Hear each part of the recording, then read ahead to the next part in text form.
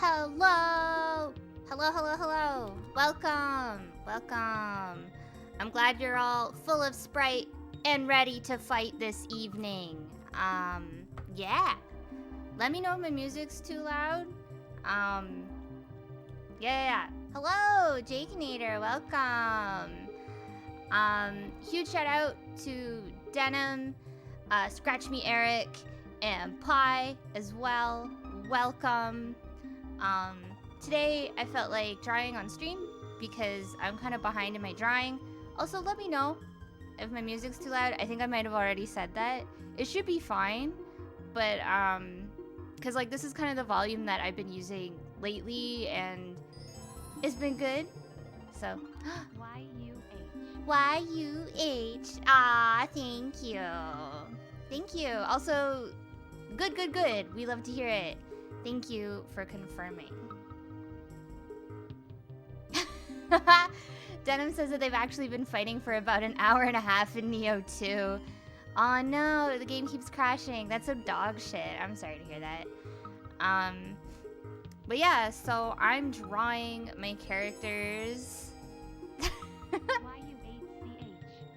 Y-U-H-C-H. I love that. Thank you. But yeah, so I'm drawing my characters tonight. I was trying to figure out what outfit to give her because like I made him so detailed. I even found embroidery patches to put on his bomber for a collage added effect. Because I'm very extra. So game hitting the reset on us, yeah. But yeah, I don't know. For all I know, I might end up like redrawing her outfit completely. I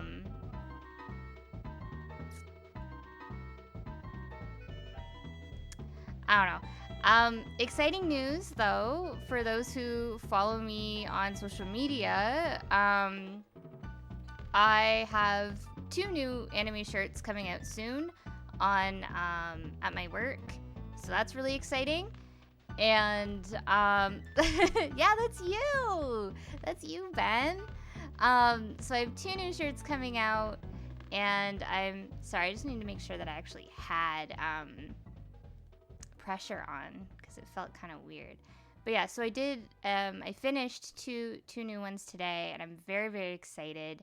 One is low-key DDR inspired, and then the other one is just kind of like, I don't want to say gothy, it's like I guess more e-boy, but like I don't know, I'm really excited for it. Both of them are pretty solid, I think, and these ones I had more creative like vision on it than previous, so I'm pretty happy about that.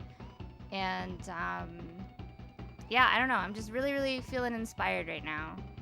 And why I brought that up is because we're really working on like the booba area right now. My apologies. But at work, when I was drawing the DDR one, it's not like actually DDR. It's one of those things where like if you know, you know. I wrote they wanted just like random text on the shirt.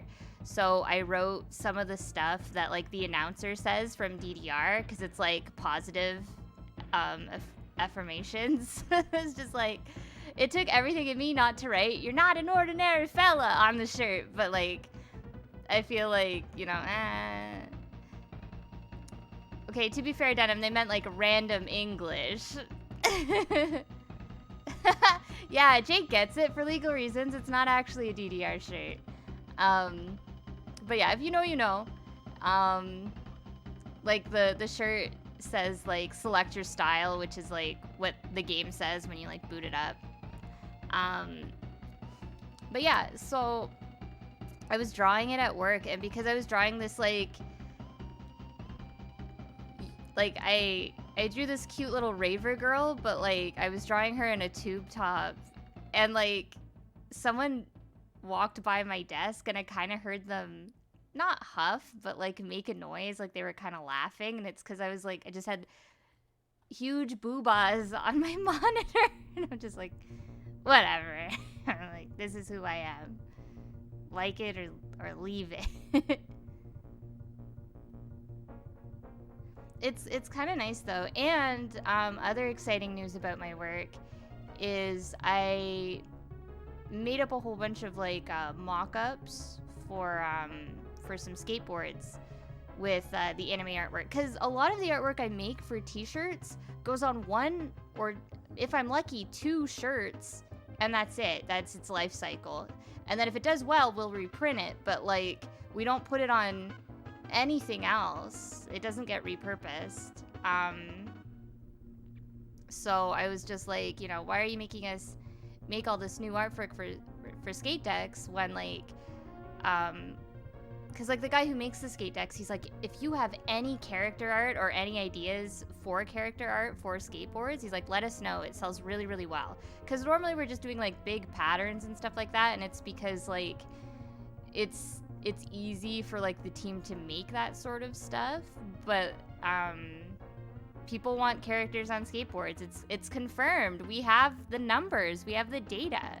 People want that. So yeah, I'd made a whole bunch of mock-ups, and I'm like, hey, here's my helmet cat girl. Here's me and all my friends in different colors and stuff like that. And they liked every single one. I made like variations of each design, but they picked one with all, like each design has a skateboard. So I'm really, really excited for those to hit stores. And it doesn't fit with any of our branding, which as soon as I was told that, like I made them without any branding because I didn't know, I didn't really know like what lineup it would suit with. Cause like our stores have like their own brands, and then we also work for brands. That's how that goes. And like obviously I wouldn't want it for like Zoo York or anything like that, because that's like not their bag. And so I was just like, I don't know, like whatever branding you think. And then they're like, well, we can just make up a line for these. Like we don't have to actually put branding on these.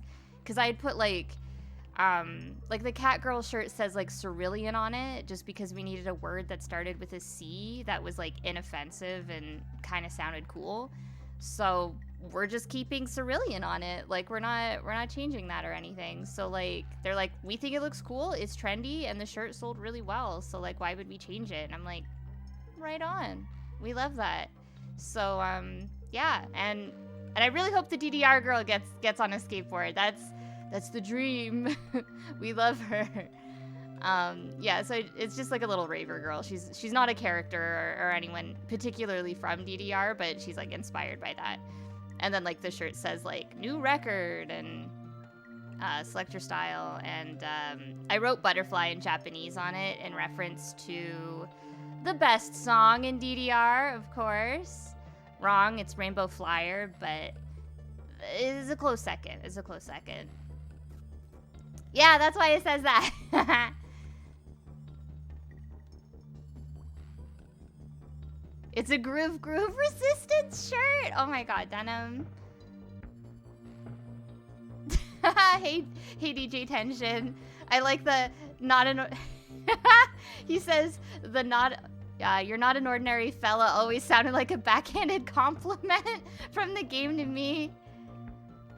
Yeah, it's Denim says like, you know, people like anime, the demand is there.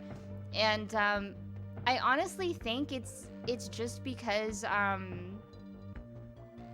it's because it's kind of like a new for my company. Like my company hasn't now I'm just gonna preface this by saying we already know how I feel about hookups. I already know how Denim feels about hookups boards, but we haven't actually done anime skatewear since hookups, which is like the 90s, right?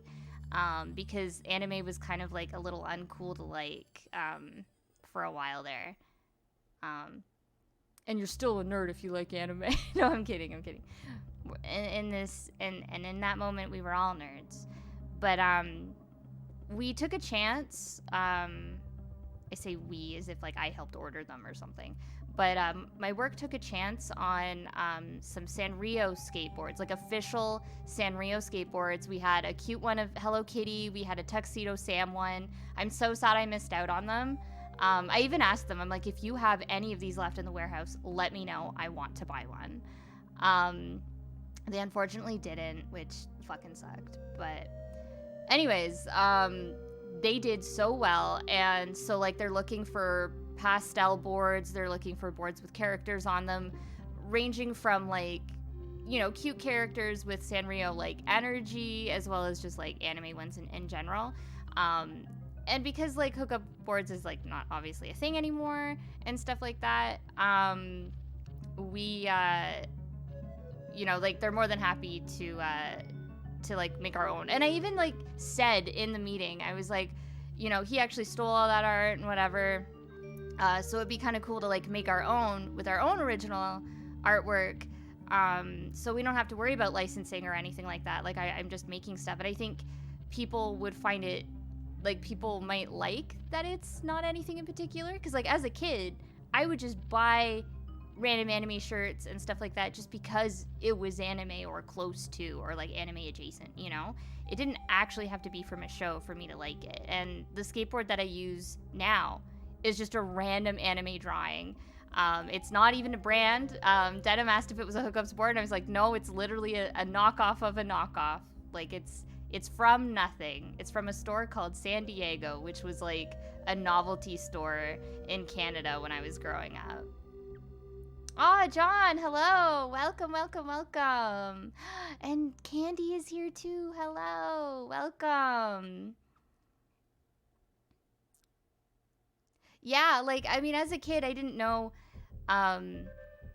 much about like the history and like the stolen art and stuff like that on hookups. So like, you know, I can say like as a kid, I absolutely was a huge fan. And I definitely think that hookups has an important place in skating history and like bringing anime to skate culture. It was just kind of unfortunate how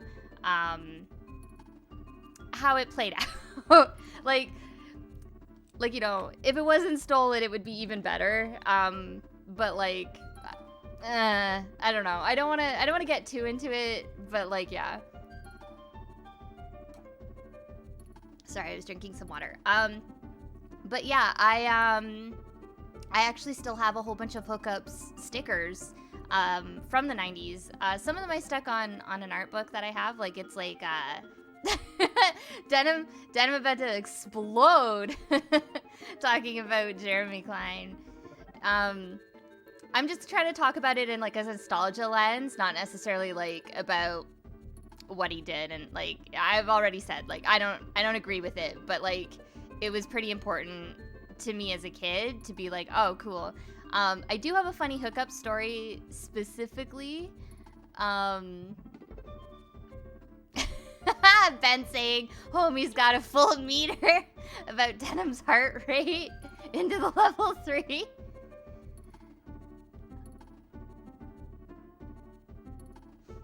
Oh, well, hello, Indigo Violet. Hello, welcome, welcome.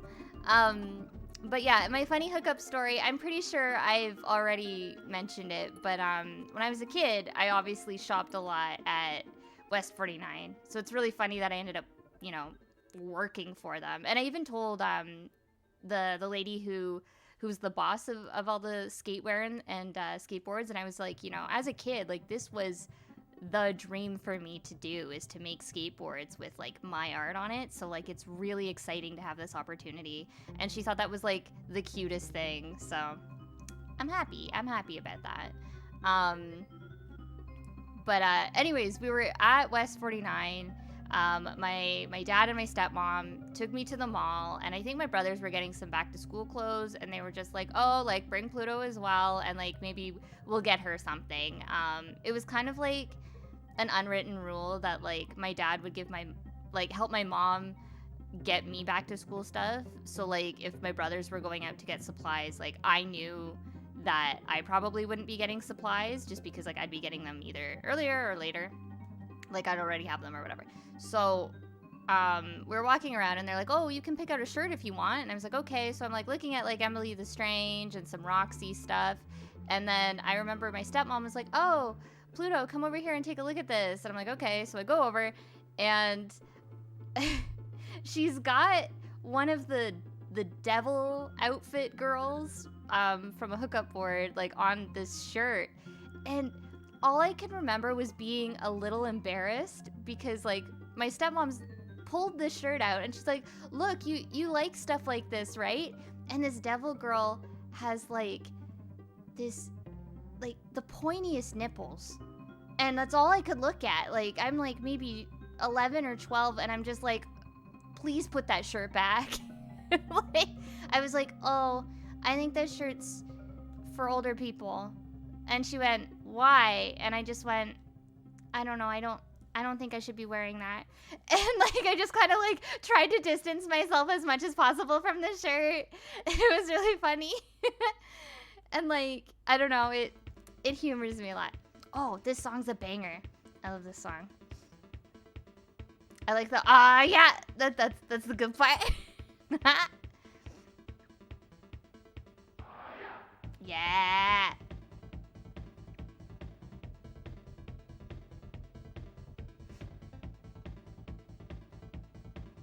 Oh yeah, no problem, Ben. Yeah, she's Frosty Denim.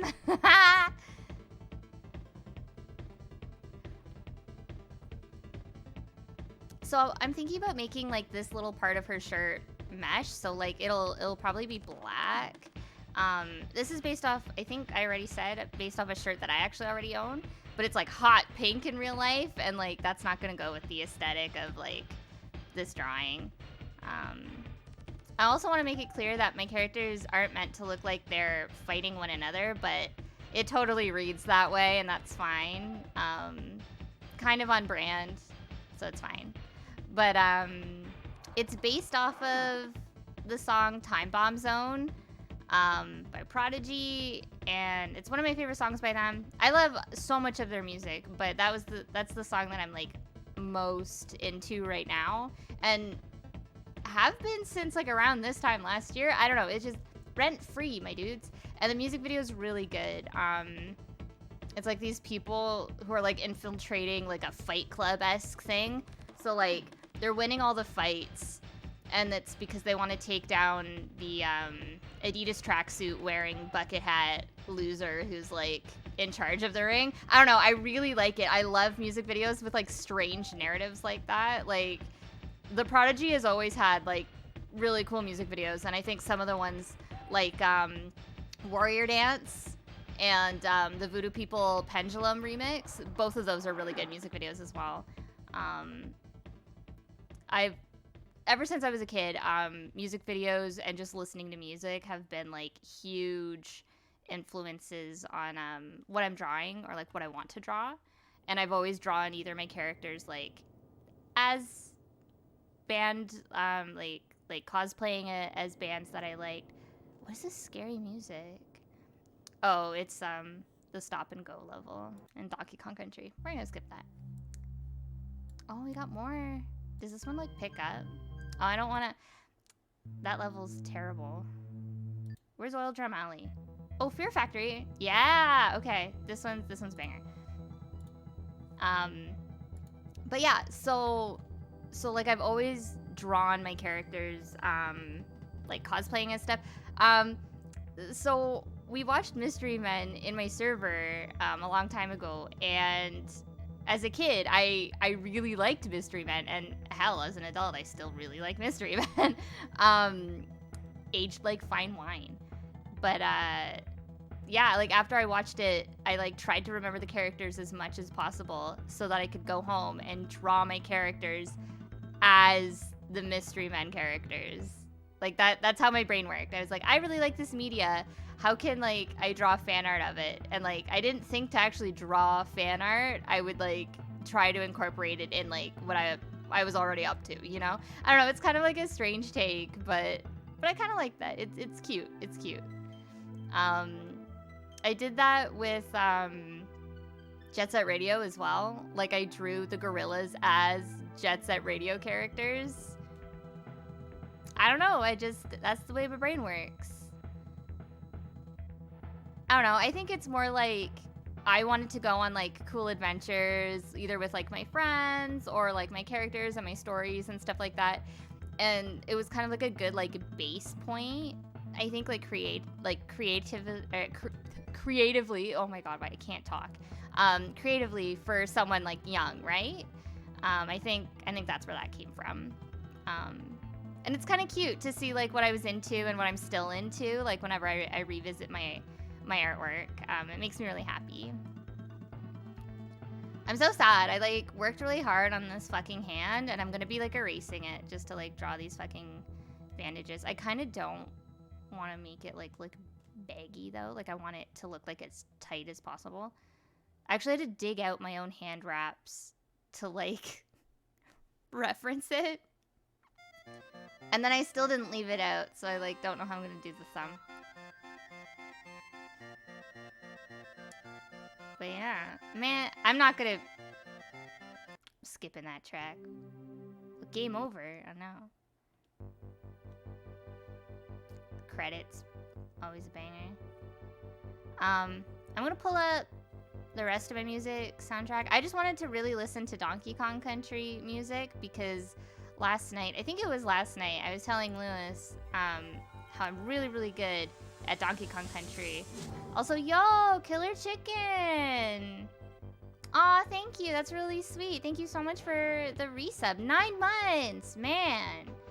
Also, Killer Chicken, heads up. You have an icon coming soon. I've been working on those off stream, so finally getting through them. I think I'm on like the last 4 or 5.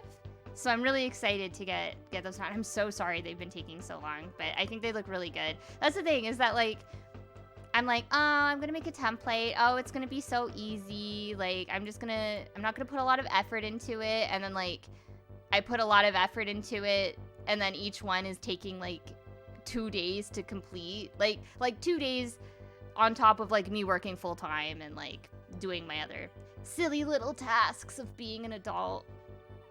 I don't know. Life's funny that way, huh?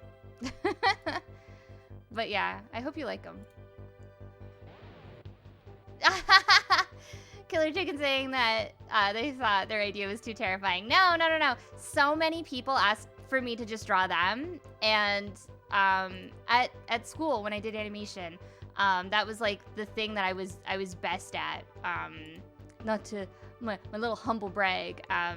I was best at like drawing caricatures like of people. Like that's something that I enjoy doing, and like it's funny. Like I don't mind when like one person is like, "Oh, can you draw me?" And I'm just like, "Yeah, sure." But then I hate when like people try and hit me up with commission. Like it's normally like my parents' friends and stuff like that, and they're like, "Can you draw my whole family?" And I'm like, "Ew, 5 of you? No."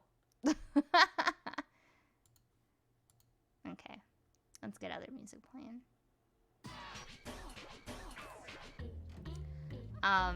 And like, I don't know, normally whenever there's like family portraits, there's also like, you know, a dog or something like that. And I'm like, oh, I don't want to draw animals. So, you know how it be. Welcome back, Denim.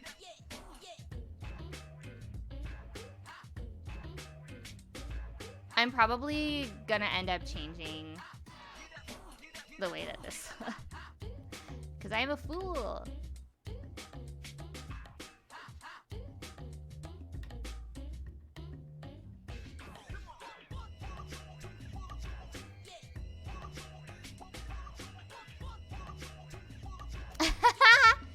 Jake and Eater saying that they've done more pet commissions than they'd like to admit. But do you like drawing animals? Are you good at drawing animals? I don't think I'm good at drawing animals. Like, I get like really stressed out when someone's like, draw my dog. Like I normally give up and they get a Scooby-Doo head. Like it's always like the big blocky shapes, and I'm like, here's your dog. Oh, Jake's saying always family and friends I can't say no to. Yeah, the last dog I think I drew was for my uncle, and I felt really awkward like quoting him my normal price because I was like, he has no idea that like I charge like $250 to $300 for like a basic drawing. I'm like, he's gonna He's gonna hate me. Like, I'm going to ruin my 30-year relationship with my uncle if I tell him how much it is.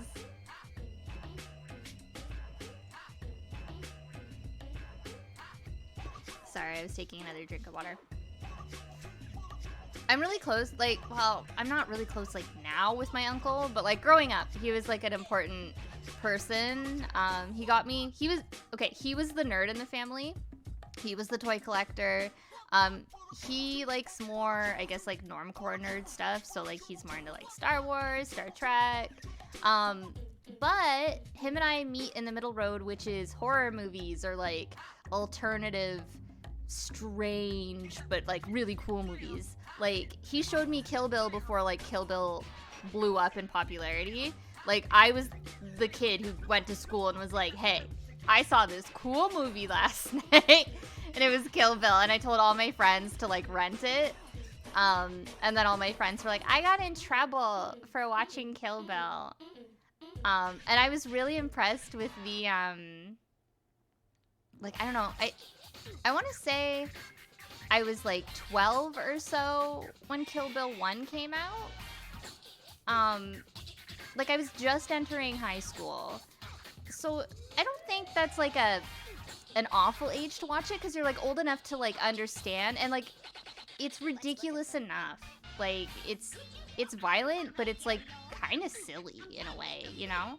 I thought it changed me as a person. The amount of Kill Bill fan art I have that I drew as a kid is hilarious. But I was really blown away, even as a kid, like, by the anime part with Oranishi's backstory. And like, I really want a tattoo of her looking angry with like blood on her face as her house burns down. Like, I want like a 3-panel tattoo of that. I just think it's very powerful. And like, although can't relate, I can relate. Like, you know what I mean? Anyways, that was the part I was recommending to my friends the most. Like, I was like, I don't know if I can sell them on the rest of the movie, but I feel like if they wait out for the anime part, even though that's like halfway through the film. But I was just like, I don't know, like, I think you guys will like it. And then I remember my friend came to school and she was like, my dad watched the movie before I got to watch it, just so that he could like make sure it was okay for me to watch. And he fast forwarded through the animated part because he said that was the worst part of the movie, violence-wise. And I was like, it's animation. I don't know. It really pissed me off because she was really into anime, and I was just like, please watch this part. Later on in life, she watched it, and she's like, yeah, that part was sick. But I don't know. I thought that always just made me mad. Yeah, Candy was around when all of us were obsessed with Kill Bill. Candy's a little older than me, though, so, like, it made sense why Candy and her friends really liked Kill Bill. I was, like, the baby in the group that was like, I watched it, too. Yeah, see? DJ Tension also saying that they got in trouble for watching Kill Bill. Oh, no problem, Shakedonator. Thanks so much for joining, though, for the little bit that you did. Have a good night.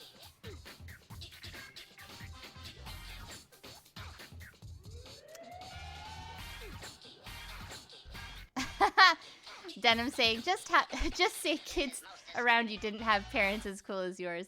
I don't think my mom would have allowed me to like actually watch it, but like if she knew. She was mad that I was watching Ren and Stimpy. Now, to be fair, I was also watching Ren and Stimpy like when I was 4. I don't think that's the target demographic for Ren and Stimpy, so like I get it.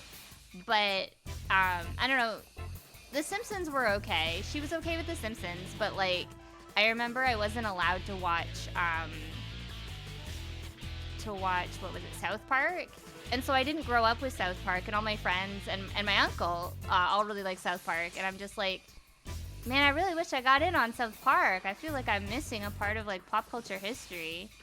And like now that I'm older, I don't have any interest in South Park, but Boy oh boy, do I really want plush of them. I don't know why. They're silly little guys. Like, it's just really funny for me to, like, outside looking in, and I'm like, I get it. I get the appeal of these little, construction paper looking ass round boys, who are little edgelords. Like, I love that.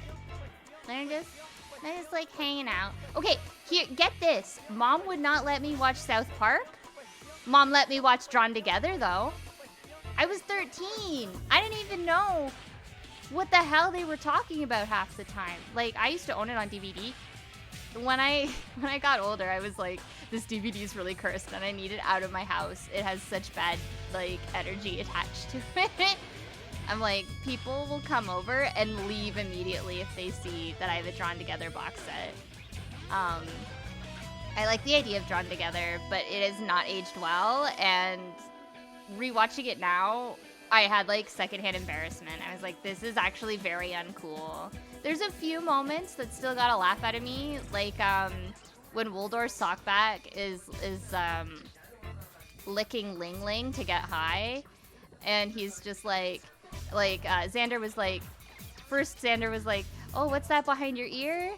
Is that a quarter? No, it's a tumor. And then, like, Ling Ling gets sad, and then, like, anyways, and then, Waldorf Sockback says, they tell Ling Ling that, like, Santa isn't real, and, like, Ling Ling's all sad, and when Ling Ling is sad, like, he excretes, like, this stuff, kind of like a toad, right? When a toad gets scared. And Waldorf Sockback is holding Ling Ling. Listen, this is my stream, and I'm going to talk about Drawn Together episodes that I like. And anyways, Waldorf Sockback is holding Ling Ling, and he says, he's like, are you excited for Christmas? It's a tumor! And then Ling Ling gets sad, because he's mashed up the, are you excited for Christmas? Santa's not real, and yeah. I don't know, it's funny. It's funny.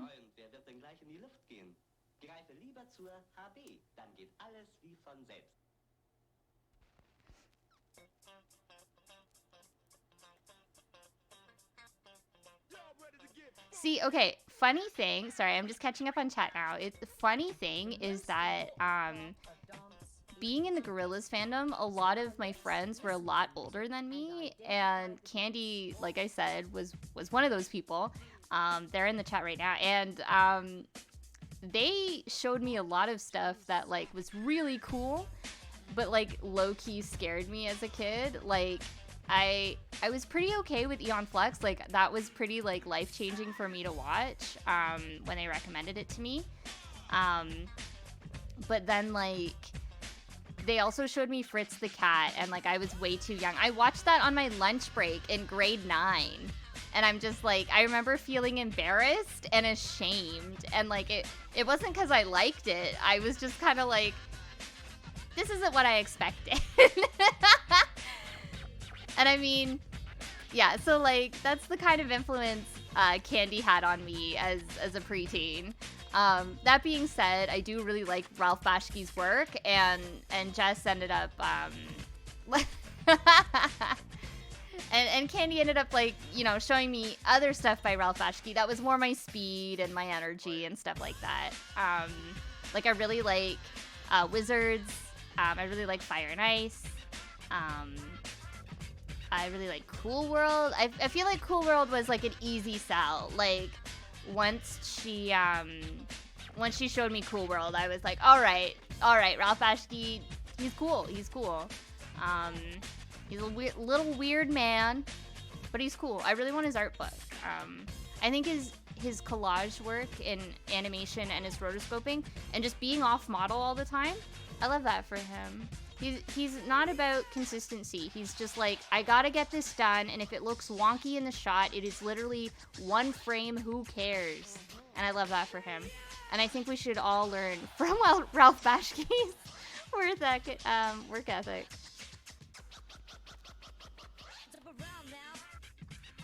But yeah, I really want his art book. I look at it every now and then, and I'm like, it's not that much.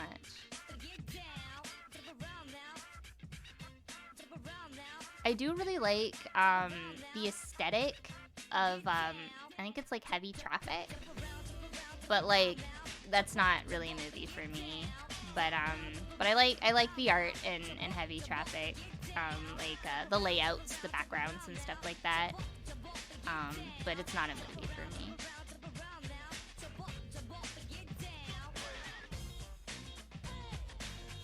I don't know. I really like. I know it was a really dangerous and like scary time. From what I've been told, I mean, I was not alive, but like New York in the 70s, I guess, was like pretty rough.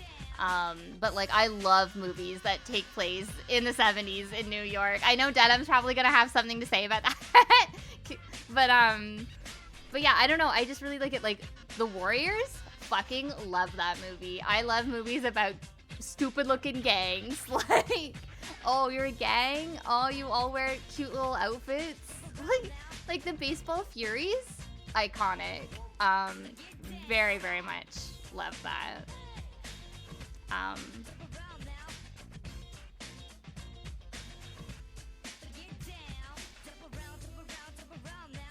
Yeah. Okay, so The Warriors, I couldn't believe when we had to playtest the Warriors video game at my old job, because they did not edit the audio in the beginning. Like, it is 1-for-1 the audio from the movie, in which they just say the F slur. I'm just like, all right. I'm so happy that I'm in a retail store playing the Warriors game, because like we only play like the first level, right, to like make sure it runs smoothly. So that was a bit unfortunate that cutscene was in there. It was a slow day. I don't think anyone really heard it, but pretty funny considering like the circumstance. I also like the polyamorous girl gang, who are very queer and like capture the boys. I don't know. I really like that. There's a lot of good things happening in Warriors. And like I feel like the game's good. Like I don't know about like good, but like I feel like it got pretty positive reception. Like I noticed people like will stream it every now and then. And they're like, no, this game's pretty fun. I don't know. Anything that has like a costume gimmick, I'm sold. Like that's why I really like the Aquabats. And to some extent, Kiss. I don't actually listen to Kiss, but I will say like they're important to rock and roll history, and they kind of look like they could be in the Warriors. The Aquabats would die immediately if they were in the Warriors, though. That's just putting that out there. Like, I love them. They are too pure. They could not be a gang. Also, I read what you said about, what Denim said about, like, fingerless gloves. I think it was Denim. It's definitely a possibility. I'm gonna stick a pin in that just in case this looks like shit when I erase the rest of it. Because I was also thinking something similar.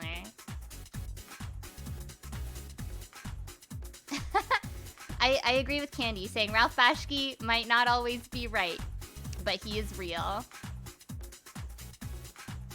Yeah, I agree with Candy.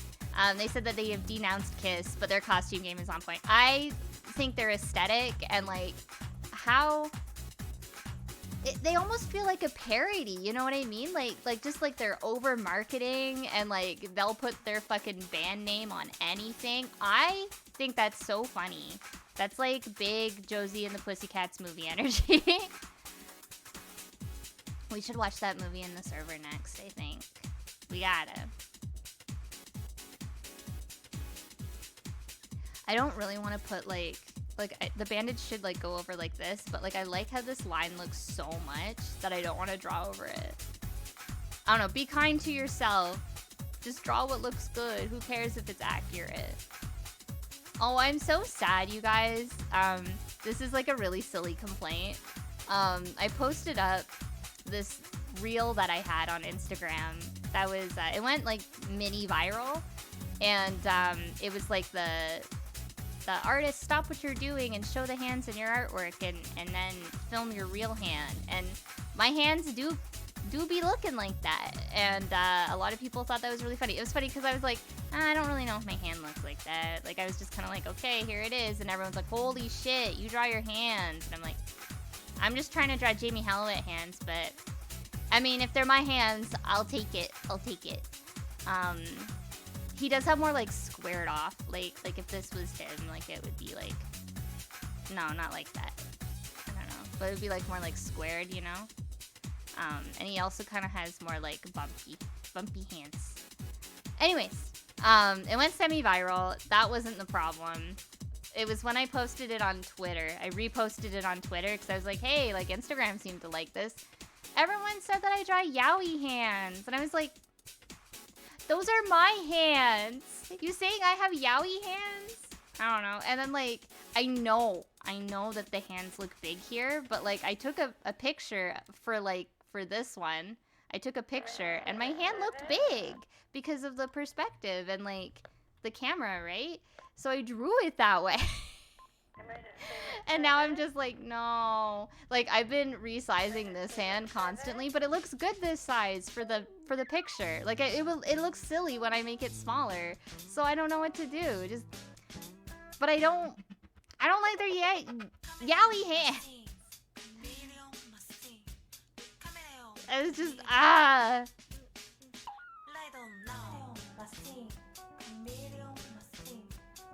Oh man, Kiss support Trump? That fucking sucks. Somehow that checks out. Like Gene Simmons actually, like genuinely comes off like a Trump supporter. Is this why we call you dad? No, don't. No.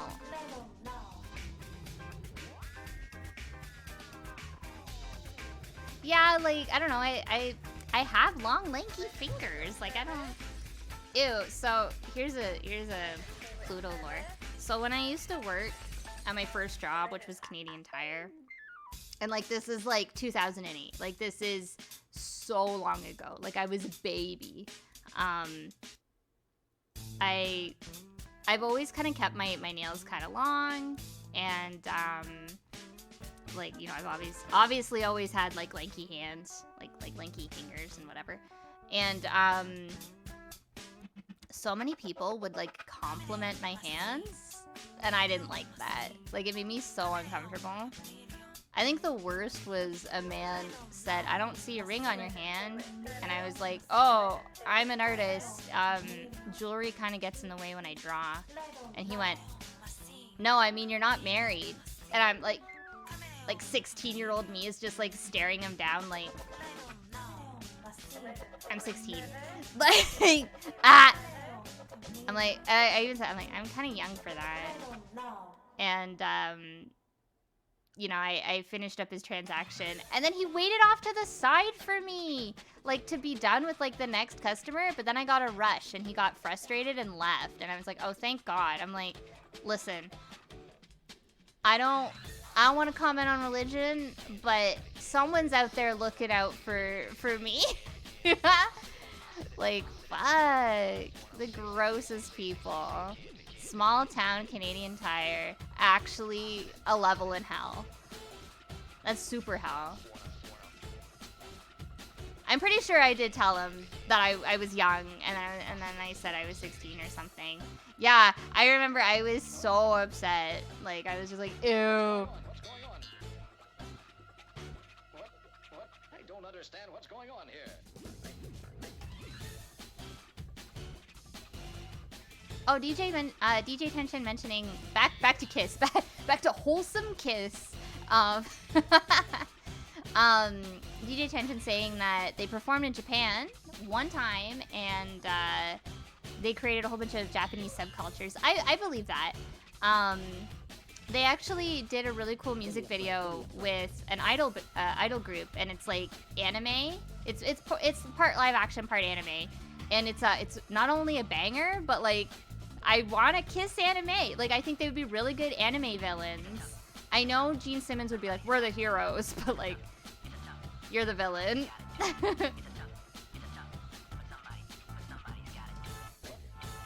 don't understand what's going on here. Denham's saying that they were in the Scooby-Doo movie and that they know one Kiss song.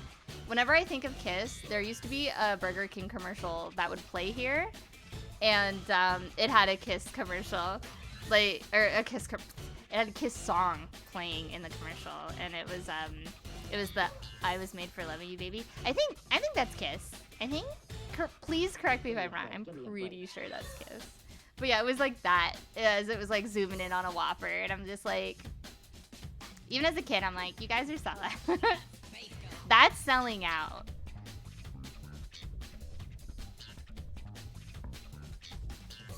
That being said, I do want to point out that Detroit Rock City, the movie about the teenagers like going through like hell and back to get tickets to go see a Kiss concert, it's a pretty good movie. I really like it. Every now and then I'll look it up online to see like if I can buy it for real cheap. I don't think it's much. Oh, Shadowlink! Hello, welcome! We're just talking about everyone's not favorite band, Kiss. And welcome, Raiders! We're also just drawing today. We're drawing my characters. Thank you so much for the follow. Thank you. Yeah, that's okay. Don't worry about it. Shadow. Yeah, we all love Detroit Rock City. Yeah. Also, Detroit Rock City is not a bad song either. Oh, thank you. This is a temporary model. I actually have like one of my TV head in the works, but I've made 2 human models in the meantime just to get like used to the program and like used to everything. So I'm trying to use her when I do art streams, and then use my PNG tuber when I play games. Because I don't want people to think that like I'm not a TV head. I don't know. I think like art streams are like casual, right? And then once I get the TV head, I'll just like fully go over to that. Oh, thank you so much for the follow. Thanks, guys. Wow. Minty. Hello, welcome. Oh my gosh, guys. Thank you. Dang. I gotta draw faster. I've been too busy chatting with everyone. I feel bad. I'm like, welcome to my art stream. Just talks. But yeah, welcome and thank you so much. Yeah, Gorillaz is why I started drawing. And then I kind of like fell out of that style. I wanted to do more anime stuff because I was selling at conventions.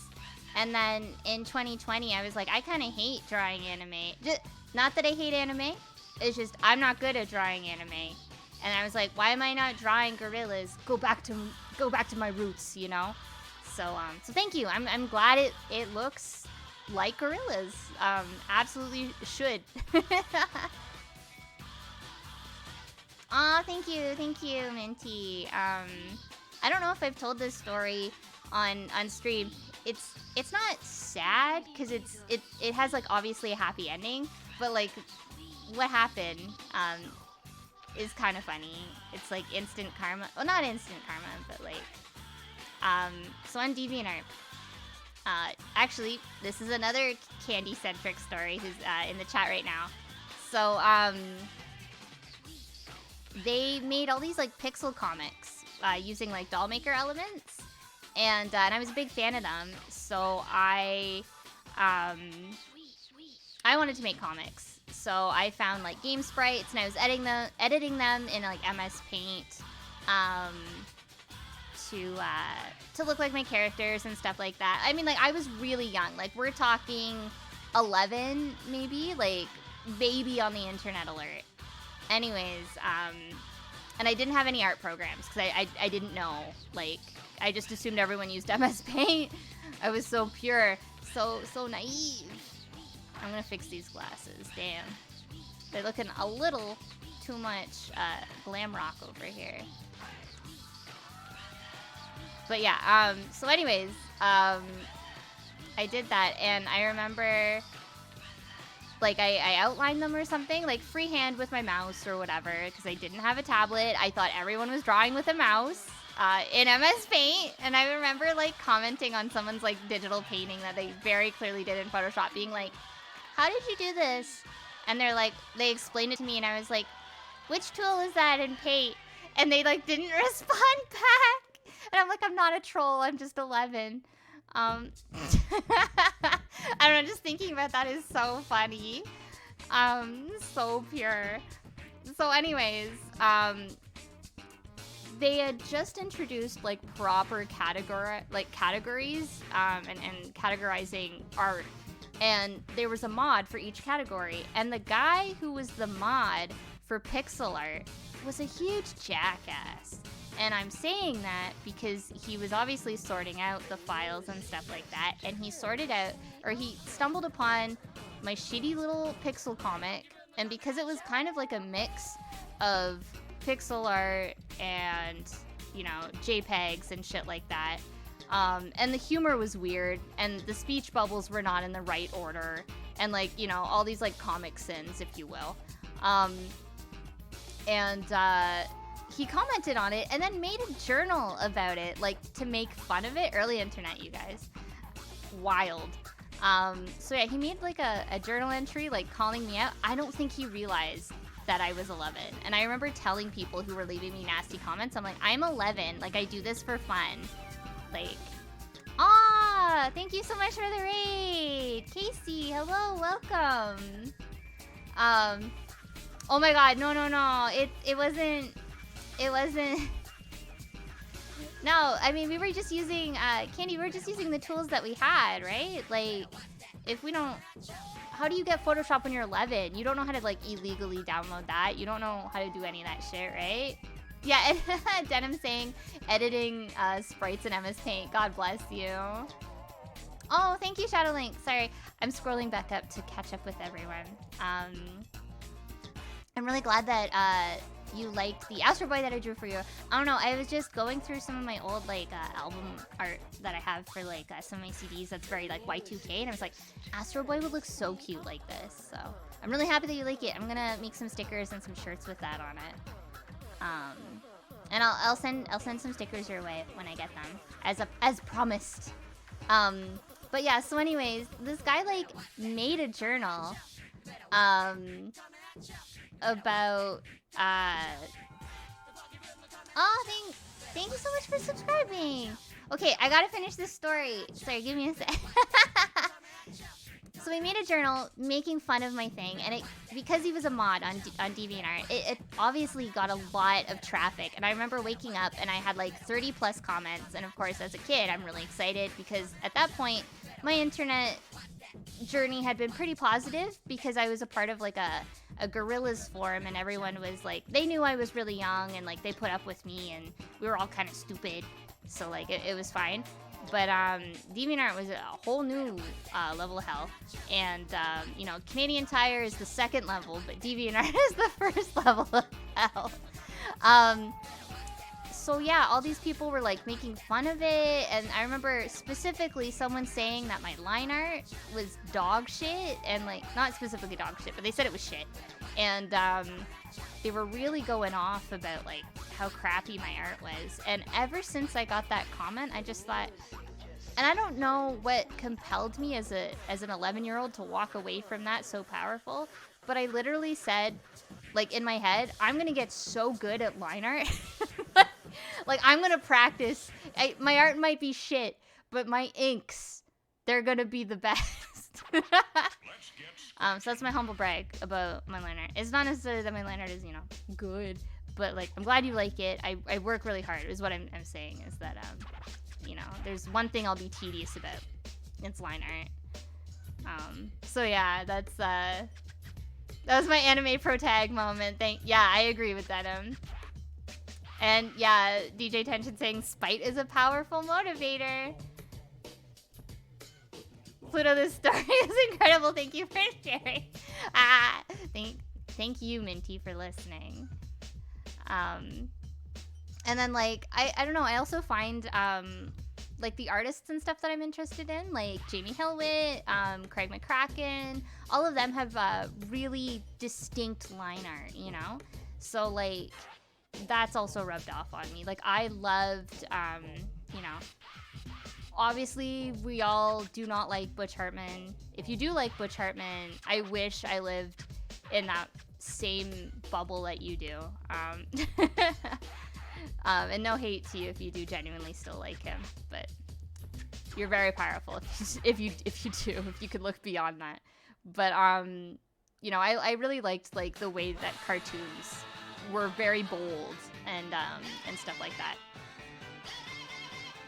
So, yeah, I don't know, like that definitely rubbed off on me. Like Dexter's Lab, all that stuff, all that good shit, you know. I have to remember where Mame's hair is, or like where there's only one bandage there, I think. It wouldn't be underneath its glasses. What am I doing? It'd be like, it can do it under the hair, but it would be over top of the bandage. What? I'm a fool.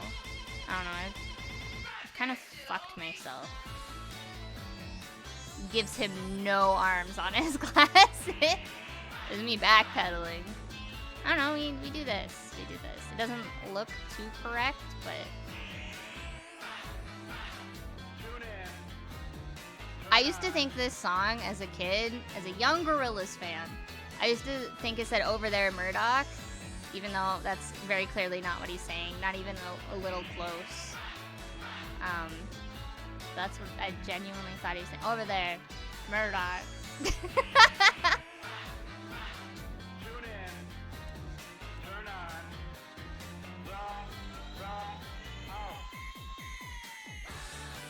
Aw, thank you, Casey. Thank you. The rod, it said in there earlier. Yeah, Candy mentioning that they made like a art for their dad and the dad didn't like it.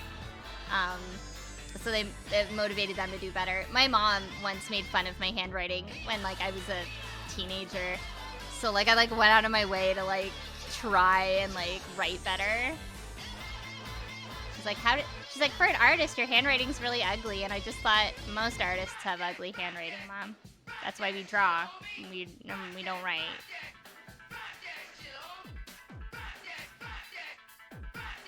I don't remember what Maine's glasses look like. Oh no.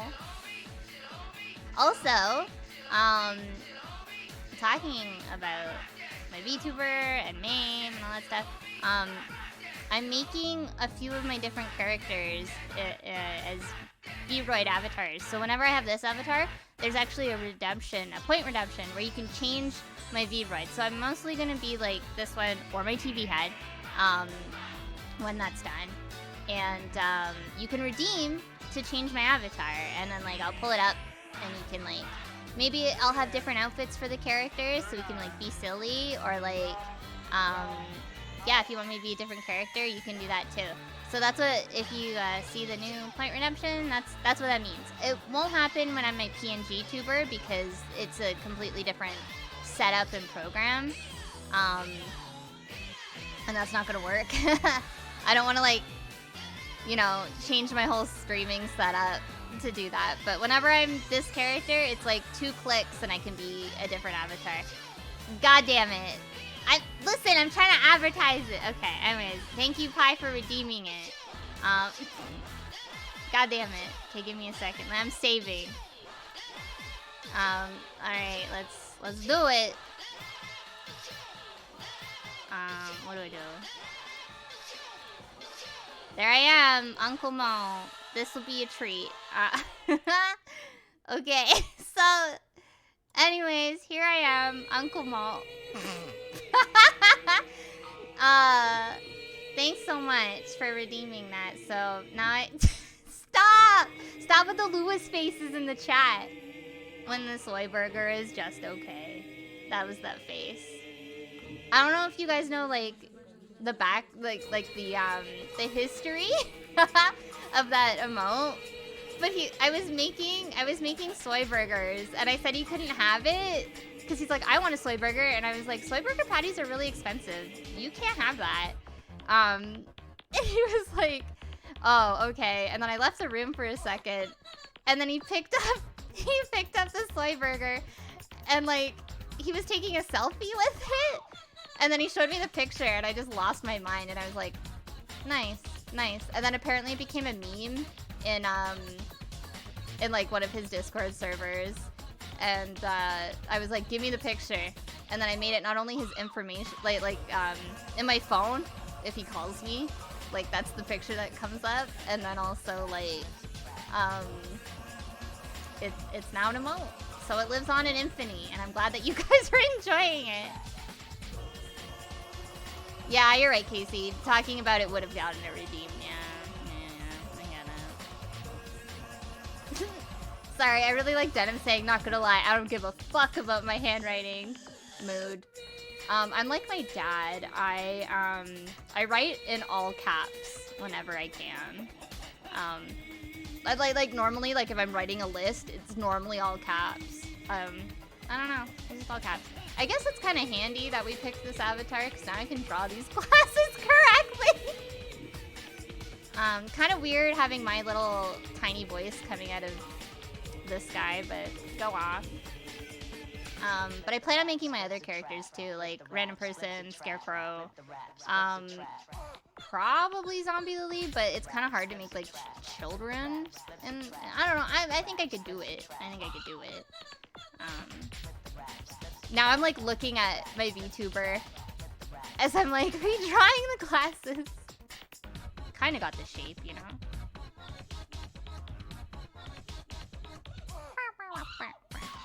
Okay.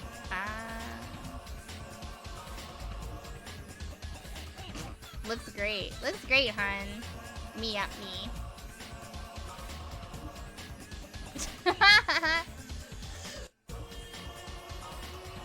Pie highlighting their message. Just pee your pants. For those of you who haven't seen like the rest of this model, I just put default shading and highlights on my Vroid avatars because I'm still learning. I don't want to get like, I don't know, like I already customized the eyes and all that stuff. Like for this guy, I found like a template of the jacket, and then I edited both the colors and like the emblem on it, and then like I went back and I did the undershirt and like put the little like texture on it and stuff like that. And like then I had to trick it into doing the transparencies on the glasses as well. But what happened was was that the default shading made it look like, because this character has beige pants, it makes it look like they've peed their pants, and it's so unfortunate, but also on brand. So we keep saying, just pee your pants, which is also an inside joke between me and my friends, because they would get up from their Discord call, and I'd be like, I'd see if they'd still have their headphones on when they would say BRB, and I'm like, I don't know, one of them was like, I think it was Neo, he was trying to have a conversation with his mom, and I was just in his ear saying, pee your pants, just pee your pants. I don't know what you're doing right now, but you should just pee your pants. What a power move, just pee your pants. And he's like, he comes back, and he's like, that was one of the most hardest conversations I had to have with my mom. I'm like, I was trying to focus on what she was saying so bad, but I had my headphones on, and you're just telling me to piss my pants. So that's what kind of friend I am. Oh, thank you so much for the lurk, CRC, and also hello, welcome. And thank you so much for the follow earlier.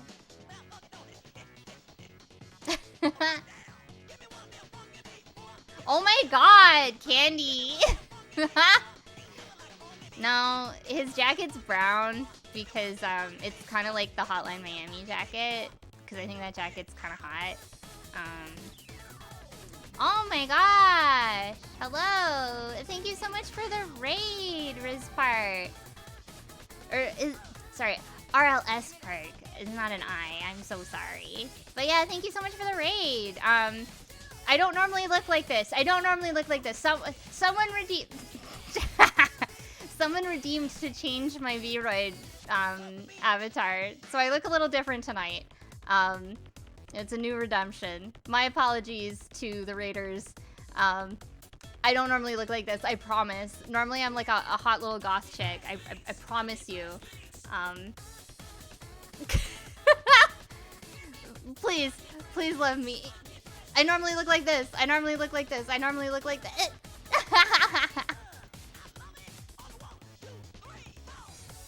Here. There we are. But yeah. Oh, I can call you Spark. Okay, perfect. Also, hello, welcome, and thank you for the raid, and it's really nice to finally talk to you. You should show them quickly and switch back. I'll switch back in a bit. Cause it does say like that I will be the new avatar like for like the whole stream, but like I don't wanna I don't wanna scare people away. my weird little sad man avatar.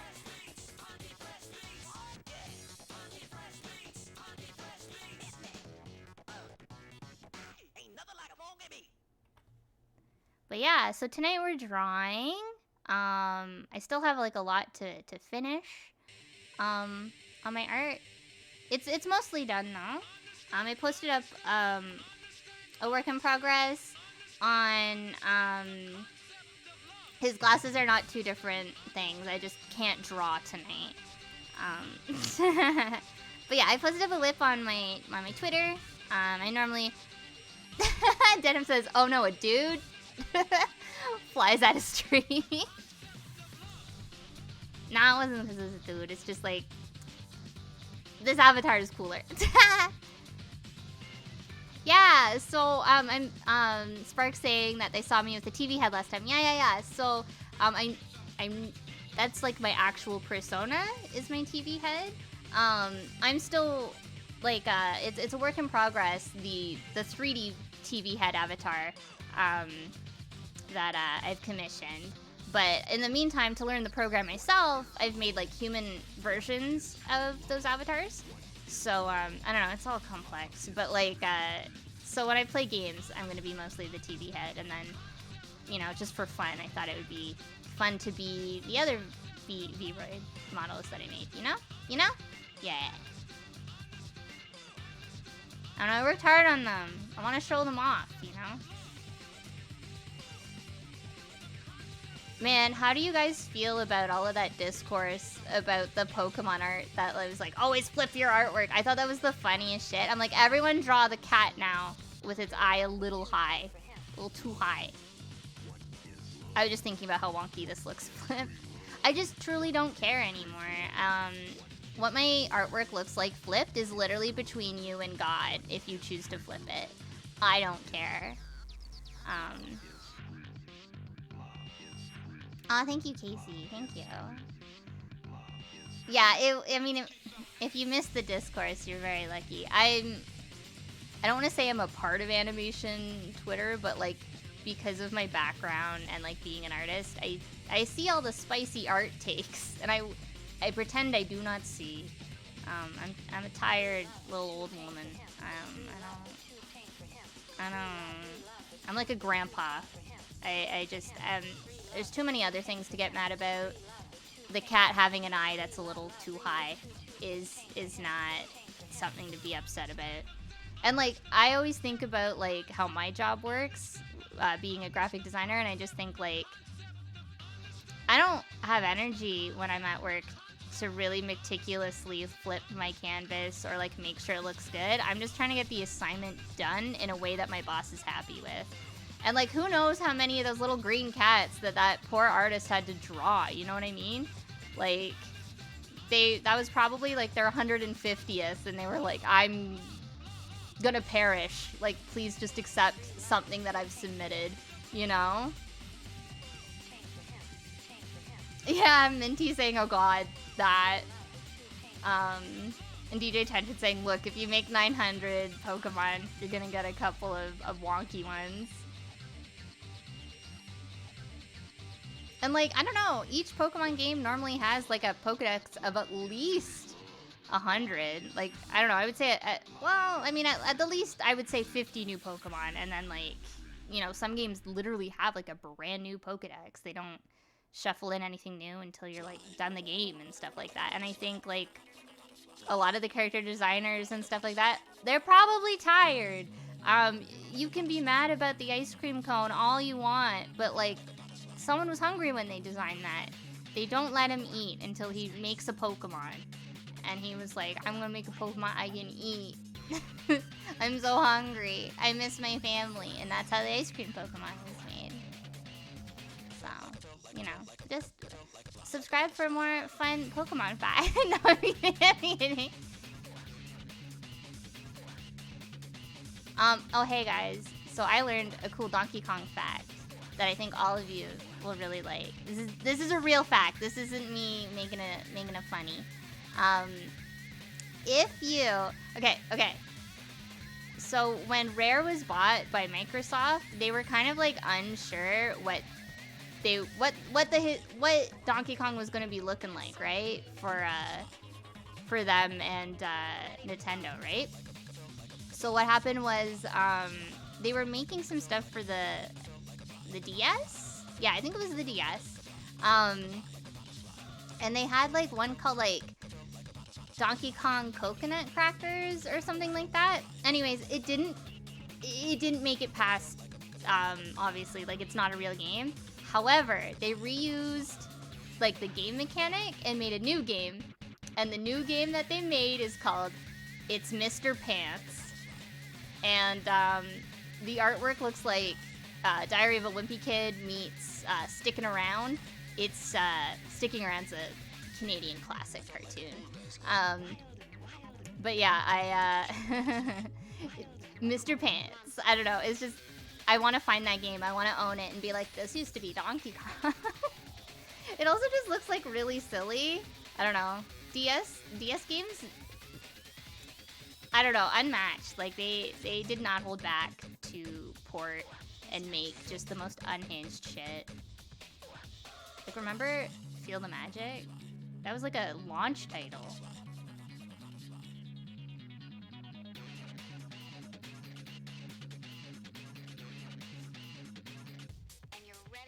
They're locked in a cage in the cafeteria. It's right next door.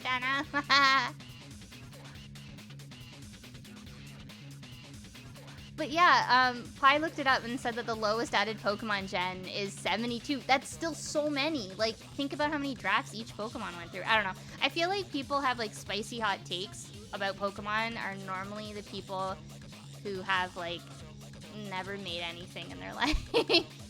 You're allowed to be upset that maybe the game didn't, you know, feel good to play and you didn't enjoy it and stuff like that. But when you start complaining about like technical things, like, I don't know, like designs and stuff, you're allowed to like dislike Pokemon. Like, I hate Machop. I think Machop is a shitty Pokemon. He makes me mad to look at and he's uncomfortable. I don't know. I look at him and I'm like, ew, who made you? They need to go to jail. But like by no means do I, you know, I don't know. I like when people are like, oh, this gen sucks because ice cream Pokemon. This gen sucks because of this Pokemon. And I just thought, bro, we grew up with Voltorb and we just accepted it, okay? We grew up with Voltorb. Grow up. Like, who are you trying to impress? Grow up. Nobody liked I don't know anyone who's like, Voltorb is my favorite. Shut up. You don't like Voltorb. I know you don't like Voltorb. Anyway. You're welcome, for my little Voltorb. It's not even clicks, Candy. I think it's just like people just want chaos. People just choose violence when it comes to Pokemon opinions. Yeah, Pi saying this gen sucks because I'm not a kid anymore.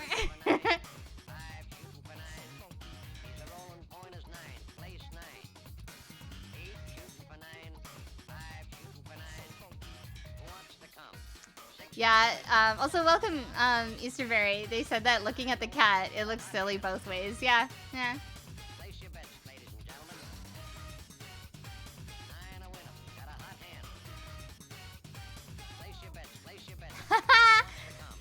Easterberry, saying the same thing that I also said to my friends, and it was that cat Pokemon, don't stay on all four legs. Like, they always just become some sort of fighting type or like a wrestler. I don't know.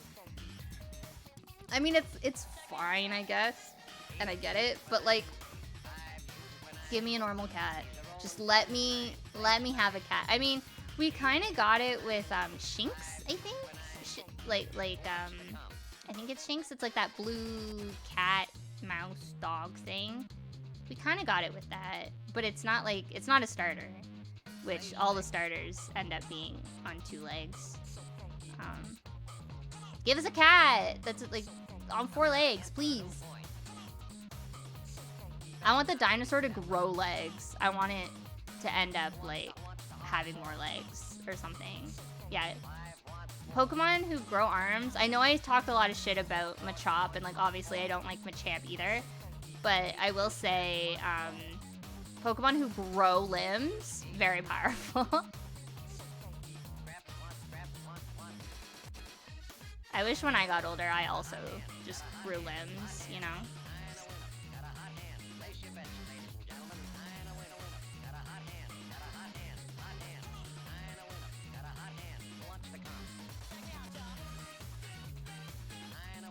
Yeah, but Persian isn't like, I guess Persian and Meowth are kind of like the reverse, huh? Starts on 2, ends on 4. I didn't really think about that. But like, I don't know, Persian's not popular and only has like 2. And yeah, Denim said it, none of us evolved the Persian, come on. Pi saying, just because you're right doesn't make me wrong.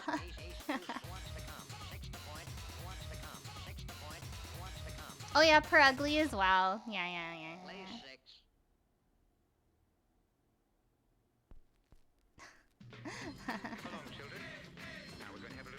Man, the discourse about Persian. I love you guys.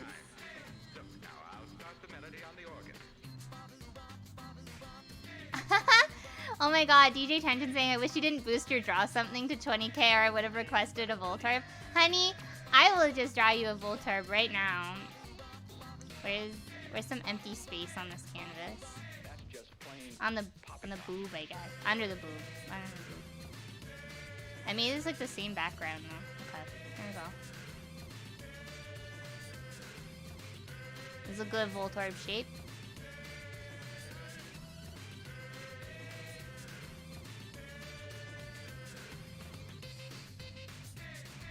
Done. We got some shading. Yeah. You know what would I think actually help Voltorb's design? If we did one of these. I think Neo would also agree. I think Neo would like... Because he doesn't like really actually have like... He has implied eyebrows, if I remember correctly. He doesn't actually have eyebrows. He's like... Yeah, he's mad. Anime mad, you know? Yeah. For free. Free on the house. On the house. Even perfecter now. Yeah, Voltorb made perfect. Just like soup. Soup for my family. Sorry to all my friends who have to deal with me saying soup for my family now. Literally, like, we'll be like ordering Uber Eats and I'll see like miso soup, but I'm like, soup. Soup for my family. It made perfect. These are innocent people. This is just soup for my family. I hate when like something really makes me laugh on the internet and then it just doesn't leave my brain and then like I say it all the time and I'm just like, no one thinks this is funny. No one understands why I'm saying soup for my family made perfect. Nobody except whoever I'm with. Hopefully, I don't know. Like I say, for years, when I was still dating my ex, him and I used to just be like, what the dog doing? Whenever like my cat would be up to something. And I really like that, like, that has a resurgence, because, like, I'm like, oh, it is funny, it is funny. It was so hard to find, too, whenever I would, like, try and show to people, and now, like, it's so, like, easy to find that sound clip. It's just really funny to me. Also, sorry, I draw with my mouth open, apparently, because my girl just, I'm just like, yep. That's very nice, thank you. Oh, have a good one, Casey. Thank you so much for the raid and for subscribing and also just for hanging out. Have a good one. Now do like Electorb? No. I will say it was really cute when Electrode and Pikachu had that special moment together in Pokemon Snap. The one time we all truly accepted Electrode for who he really was. And then if you were like me, you spent the rest of the level exploding all of them. As one would, you know. I like it. I like it. I don't like it. I'm probably gonna have to change the... That's the thing, so when I draw real close to get, like, the look right, I make the lines really thin, and then I zoom out, and I'm like, looks bad. But we'll fix it, we'll fix it.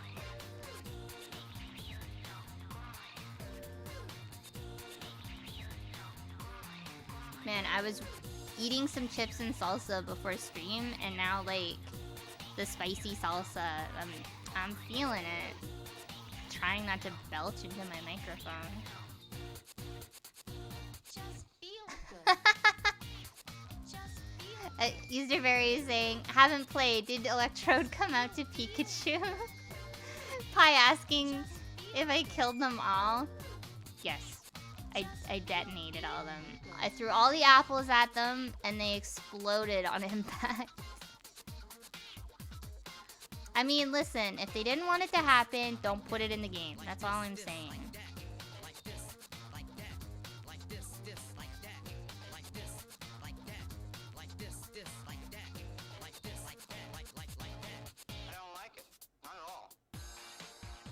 It's Mr. Pants. I wanna play that game so bad.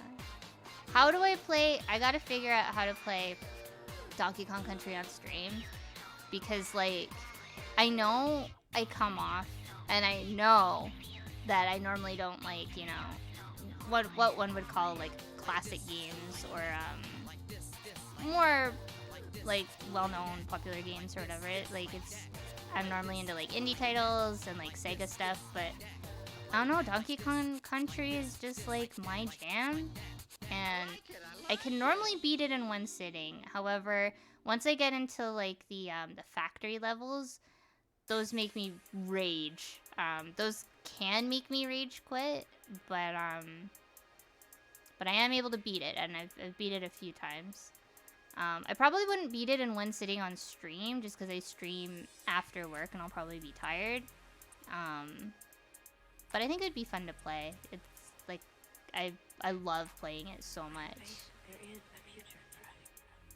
Here as we are, or somewhere else. Yeah, but, like, the capture card thing doesn't really work for me because of, like, my setup. So... Ah! Candy, thank you so much. Thank you so much for the gift subs. Dang, thank you. But yeah, with the capture card, like, the way that my setup is, I don't think it would work, unfortunately, but I could probably, like, emulate it, and, we can all be, like, have a secret stream, you know what I mean? Like, I do physically own the game. I own the game on Game Boy Advance and on Super Nintendo. It's Donkey Kong Country for my family. I'm very innocent. I'm innocent people. Donkey Kong Country for my family.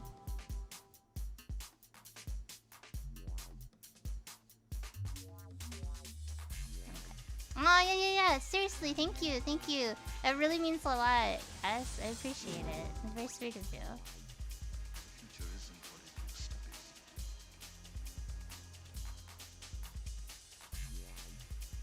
And so many too. Damn, dude. I get all flustered. I don't want you to think that, like, I don't appreciate it. I just, like, get, like, embarrassed. Just like, thank you.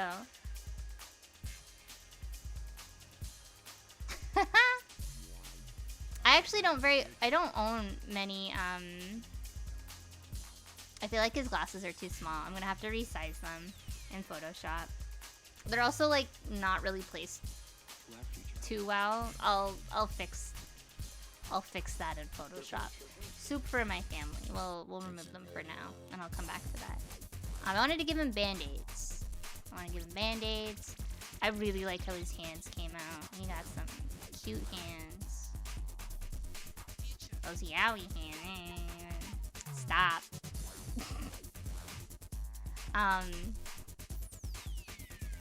Yeah, I don't own very many Mario games. I own Mario 64, but like that's like the copy that was like my brother's growing up, and then like he didn't take it with him when he moved out. So I inherited that. And I have new Super Mario Bros. For I think it's 3DS? Or is it just DS? But yeah, DS, for DS. And I really like that game. It's smooth to play, it feels good to play, and I really like Super Mario World too. Whoa, I was drinking some water and I glitched out. Pretty sexy of me though, if I do say so myself. But yeah, like I don't know, like when people are like, I like Paper Mario, I like this other Mario, and I'm just like, can't relate, don't understand, no. It's not on Super Mario All-Stars, never played it. Oh yeah, welcome back, Ben. It's been a pretty eventful and strange night.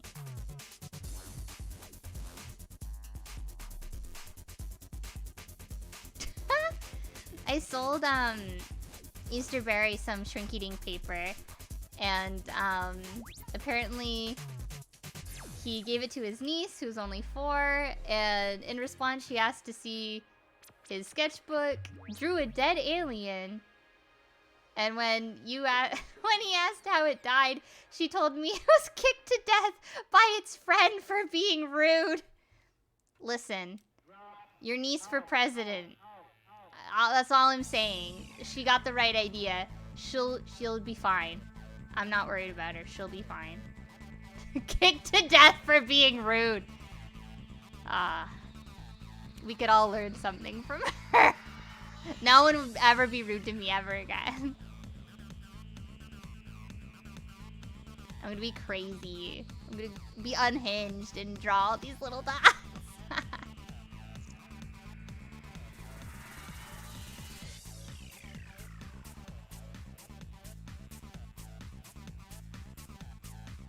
Oh yeah, Pie laughing about Mario Maker.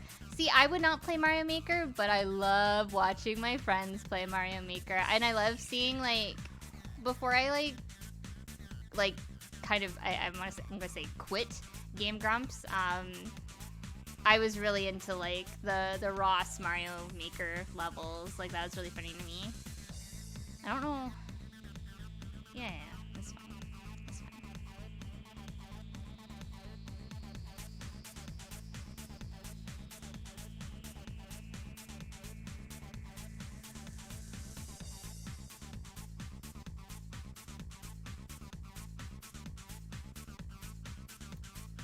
Did Taco just stop because he was just frustrated? Because, like, I get it.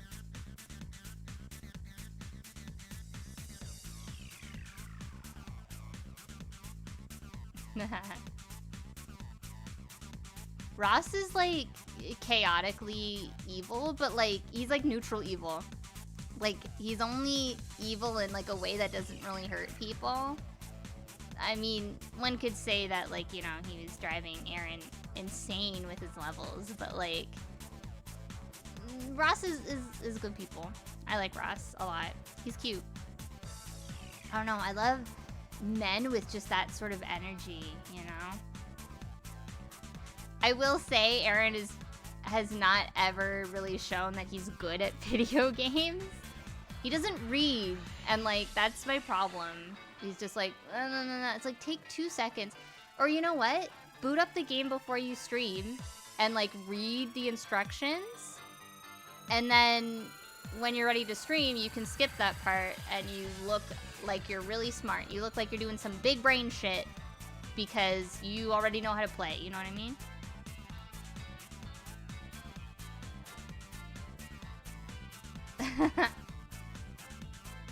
Yeah, like, I don't know.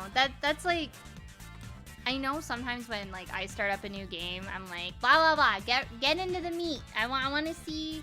Sorry, I'm adjusting myself on my seat. But yeah, like I get it. So, like, I always open up a game, like, prior to even the day I'm gonna stream it, just to kind of get, like, an idea of it. Like, that's what I did with Superliminal, is that I played a little bit of it, and then I was like, yeah, this will be fun to stream. and like I understand the mechanics and stuff like that. I mean, obviously I was fumbling around with some of the items just because, like, you know, it's tricky, but that's a part of the game experience. That's not me not knowing how to play the game, right? Whereas like Aaron, I want to say Aaron and Susie were playing Honey Pop, and they kept losing, and they're like, how are we losing? How are we losing? And then like 3 episodes in, they were like, oh, we learned that we were doing it wrong, and that's why we were losing. And I'm like, they tell you how to play the game. Like, I know it's match 3, but it does have some cheeky little rules to make it like spicy, and not just like a horny spicy way, but like, you know, to keep it interesting. And it's just like, the tutorial is there for reasons, hun, you know? Ben being like, saying he'll be like, fucking shitty game design, like my brother in Christ. You skipped the tutorial. Yeah. I will agree to Pi, that some games should be able to teach you without like words. I do feel like there's a lot of more indie games that are kind of like that. Like, they will show you what to do, and like that's teaching you like what to do, you know what I mean? Like I'm thinking like I feel like Sayonara Wild Hearts kind of just throws you in, but like, you know, there's not going to be a whole lot of buttons to press, right? So like, you're like, okay, well, it can only be like directional or like A or B, and you know, and it gives you like padding time to like figure it out too. Yeah, no problem, Shadowlink. Thanks so much for the raid, and I hope you have a good night. Good luck on your homework, babe. Love you.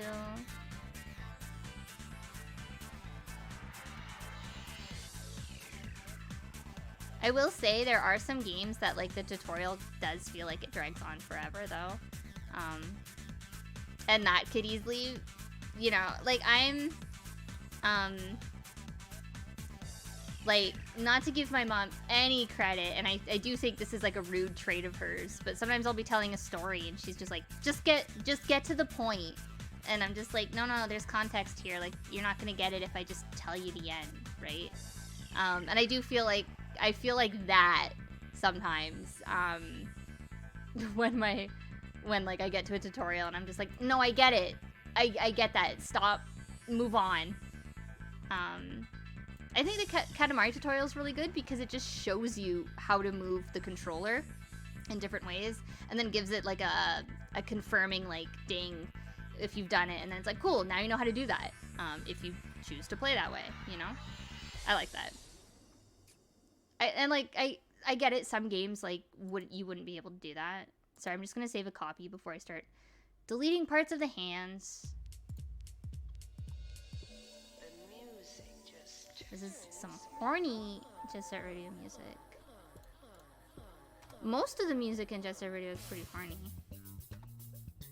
I remember there's this one song, and like, the lyrics are literally about a woman juggling testicles in her mouth, and she's like, I'm careful not to crack the shell of this egg, and I'm just like, whoa, woman, relax. And I remember that part was playing while I was playing the game, and my mom was like, what are you listening to? And I was like,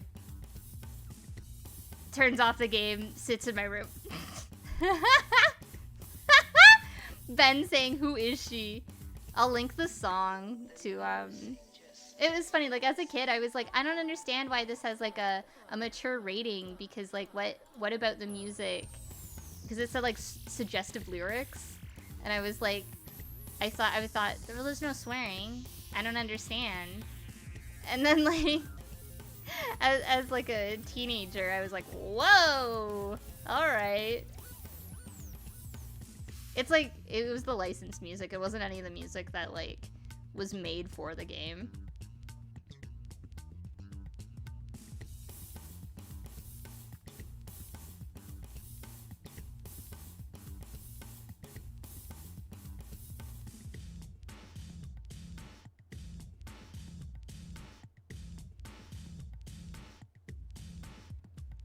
Yeah, Pie's mentioning about like Mario 64 just kind of like dropping you into the game, sort of. And yeah, I really like games that do that. Like Spyro was kind of like that. Like whenever you got like a special ability, it would teach you how to do that. But for the most part, it was just kind of like, here, kid, have fun. And like, I like that.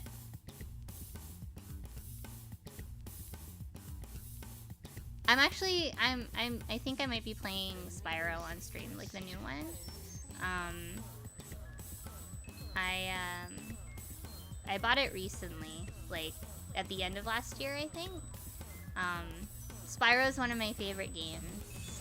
I didn't grow up with it. Like my brothers had it. I didn't own it, so like I only got to play it on weekends sometimes, like if they let me play the PlayStation. And like we only had Spyro 2, so like I don't have any nostalgia for 1 or 3. I felt bad. Someone once, like an ex once was really into. Why did I feel like this should be like down more. You know what I mean? What am I doing? What was I thinking when I drew that? Why'd you let me draw it like that, guys? We'll fix it. But yeah, but I had an ex and he was obsessed with, he's like, oh, Spyro 3 was my favorite. I'm like, oh, that's cool. And then he bought it and he was like, this is for you, but like, I never played it. He just kind of bought it for, it was like, Marge and the bowling ball. That's what the game felt like to me. Like, yeah, it was technically mine, but like, I didn't play it and I felt like he bought it so that he had something to do when he visited me. Which is like, fine, it's whatever. I was in school at the time, so like I was busy. I couldn't like really hang out. But I did have a PS2 that he could play. He did bring over Monster Rancher though, and like I did slack off to play Monster Rancher though. Cause I was studying animation and art and stuff like that.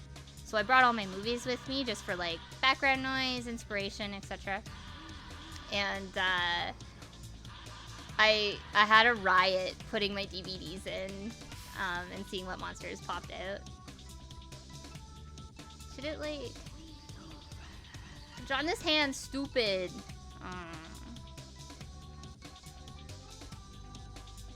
Maybe like we cheat. Yeah. we cheat. Ooh.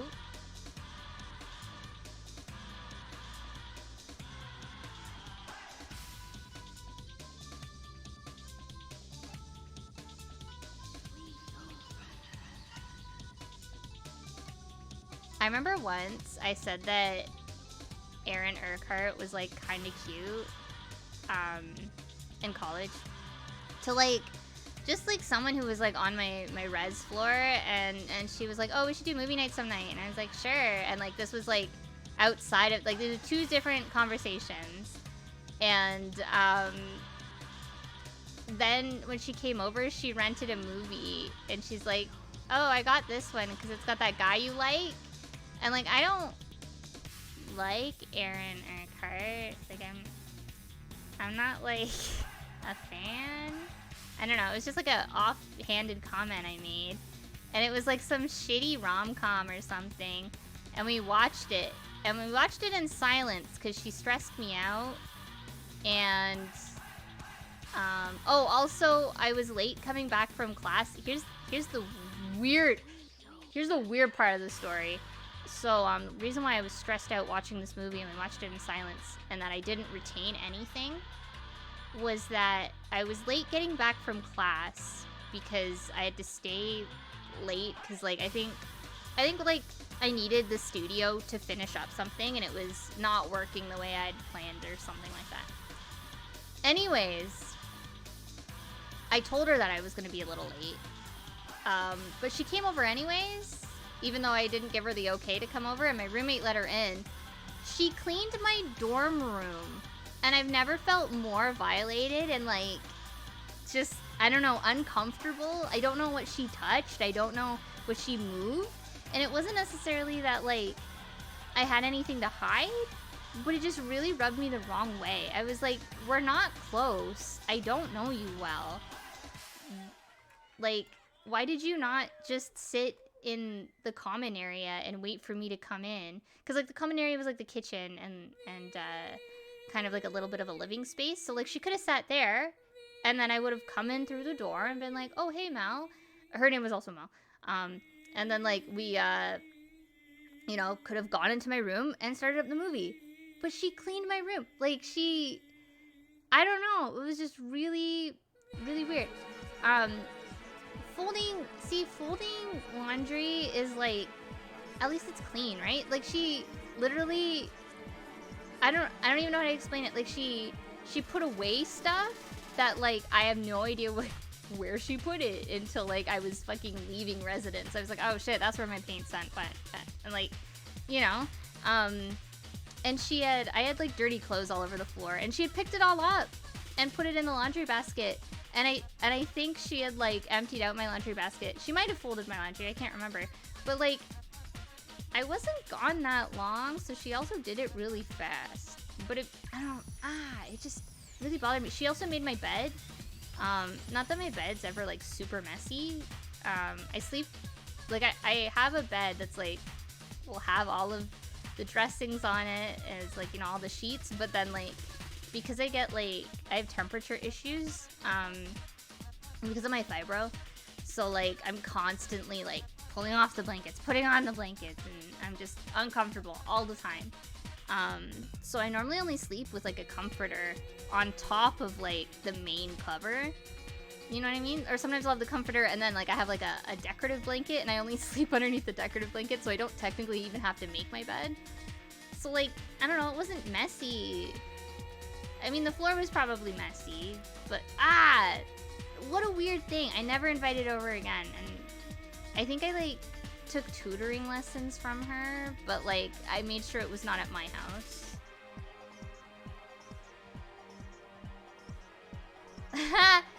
Denim saying, the thought is nice, but get out before I throw you out.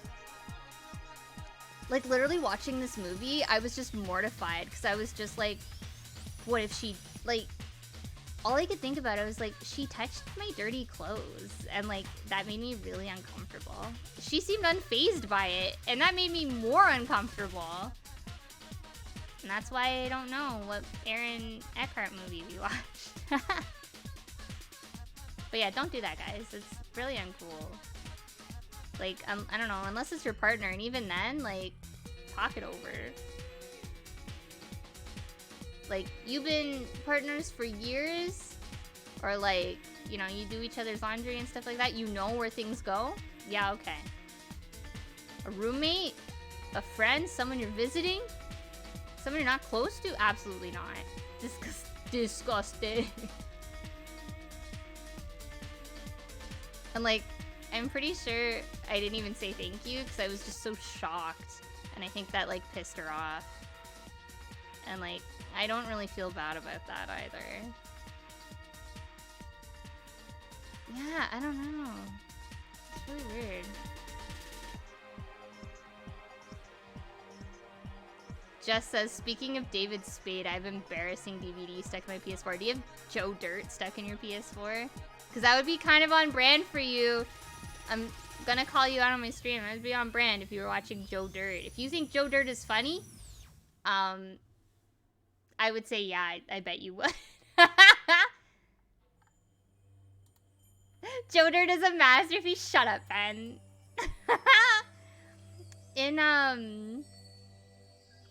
In what was it? I think it was grade 11 English class. My teacher would always try to incorporate his favorite movies into the lesson, and so we watched Joe Dirt, and we also watched Anchorman. Anchorman was life-changing for me at like 15, though.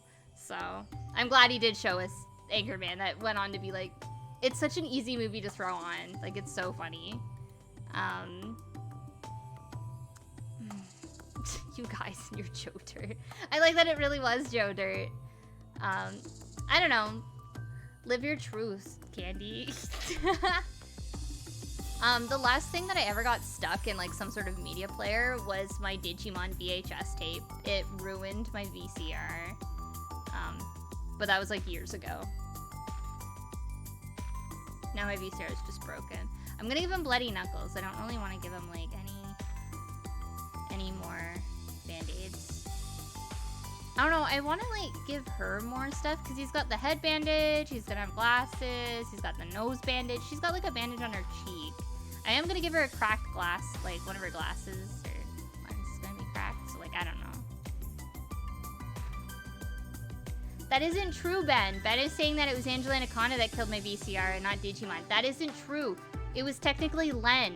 It was the music video at the end. I kept rewinding it just to watch that. That's what killed it. I'm not ashamed to admit that that's how I wanted to end it, was just the Len music video for kids in America. Life-changing, okay? Life-changing.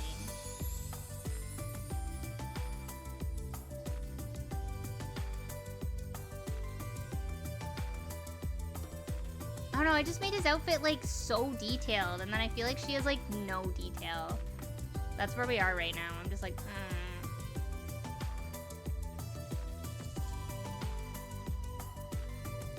I feel like that's pretty on brand for me to be like, I ruined my VCR watching Len's Kids in America music video. It's not even a good music video. I just really like the song, and like, it was the early 2000s, and like, if I would like watch it before I went to school.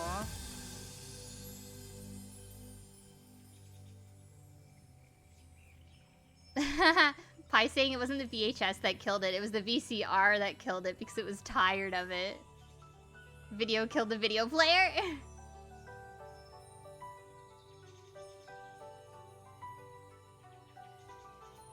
I don't know, I feel like all of us have like a weird comfort movie. One of my comfort movies, surprisingly, is Road Trip. It has Tom Green in it, who I really like, and it also has the guy who plays Stifler. I love that man. He's so cute, and I really like him in Dude, Where's My Car, and I also really like him in Evolution. I think those are my favorite roles for him. I don't actually like American Pie, though. But yeah, Evolution, Dude, Where's My Car, and Road Trip, all of those are probably my comfort movies. Like, I put them on and I'm like, these movies are stupid, and I love them. I would say Road Trip is probably the most problematic out of the three. Dude, Where's My Car actually only has like one real problematic thing, and it's like a poorly aged trans joke. And the joke is just like Ashton Kutcher just being like, you know, and then like misgendering her. But like, she's seen as like a positive character, and she's seen as like a takes no shit sort of character, which is positive, I would say. But like, Ashton Kutcher's reaction to her is negative and like not appropriate. But like, I went into Dude, Where's My Car thinking like, oh my god, the Chinese restaurant scene is gonna be so problematic and shitty, and then literally the only joke that they were trying to make was that the order just didn't end, and he was trying to end his order, and she just kept saying, and then there was actually like nothing really problematic about it, and I was like, okay. I mean, like, I guess like maybe the accent or something like that could be problematic, but Dude, Where's My Car actually aged pretty okay. I would say, other than that one thing. Arctopy, hello, welcome. Thank you for the love. And thank you so much. Oh my god. Arctopy has been a longtime friend and supporter of mine for like years, like since early college. And they've been buying all of my anime shirts that I've been making for work lately, and then sending me cool selfies of them. And it gives me life. Thank you so much. Honestly, thank you. It's so cool to still like be in touch with you and see you grow as a cosplayer. And thank you so much for your support as well. I love that solidarity of you support my art, I support cosplay, and your fun little TikToks. I love that. I love seeing it. You're so creative. I don't know. Hello, I miss you. But yeah, Evolution is also really good. Yeah, the Hit Girl pin. Yeah, Arcapeak once cosplayed as Hit Girl, and it was like during my peak.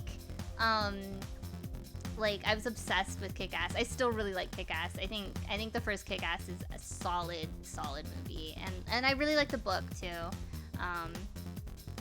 Which I feel like people are surprised when they hear that, and I'm just like, look at the main character. Look at him. Of course I love Kick-Ass.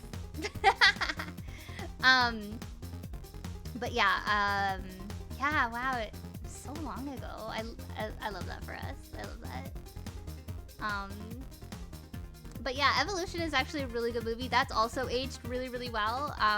The effects are hit and miss, but there's a lot of practical effects that are really, really good in Evolution that I was really impressed with. And I love the Head and Shoulders plot point. Also, in the middle of the film, they just randomly start playing Power Man 5000, Drop the Bombshell, when like they're getting ready to like go to war with the aliens. And I was just like, I made this movie in a past life. I picked the soundtrack. I did this. I made this. It's that comic where the person's like, I made this, and then like a reposter is like, I made this. That's me when I watch Evolution. I don't know, I actually don't own Evolution, but I've been meaning to pick it up because they took it off Netflix, and honestly, a crime.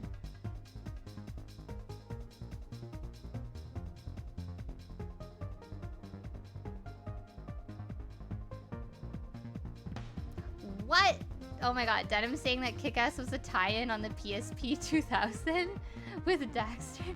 What? Wild. I actually only recently watched the second Kick-Ass movie, the one that like Jim Carrey boycotted, and it wasn't as violent as like he said it was. I understand like, sorry, I was checking my phone. I understand like why he was like against it, but like that's not why that happened, Jim Carrey. But go on. Actually, I was really upset at the end. Okay, I'm Kick-Ass 2 spoilers. I was really upset at the end when some of like the vigilantes were literally just regular people. Like there's like literally a mom and dad like looking for their lost kid, and like they dress up as superheroes, but like they don't have like a gimmick. It's just they're a mom and dad looking for their lost son, I think. And like there's like a big like battle royale at the end. And like I'm immediately like stressed out for these like normcore parents who just want their kid back. I'm like, no, don't make them fight. They've already had a tough one. Don't make them fight. I was so upset watching that. Pie saying it was Mystery Men, but bad.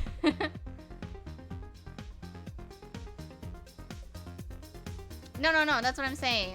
I know that he was boycotting it because of the Sandy Hook shooting, but like what I was saying was that Kick-Ass 2 did not make that event happen. So I personally think, maybe a hot take, but like I don't think there's a need for it. Like I can understand maybe him being like, I don't want to be in any ultraviolet movies anymore because I'm worried. Like he could have said that. I don't know. Jim Carrey's a really weird guy. He's anti-vax. We hate him. He's Canadian, but he's not welcome here. He is welcome here as Dr. Robotnik, though. He makes a really good Dr. Robotnik. I will give him that. But I don't like Jim Carrey. I don't trust him. Would not trust him.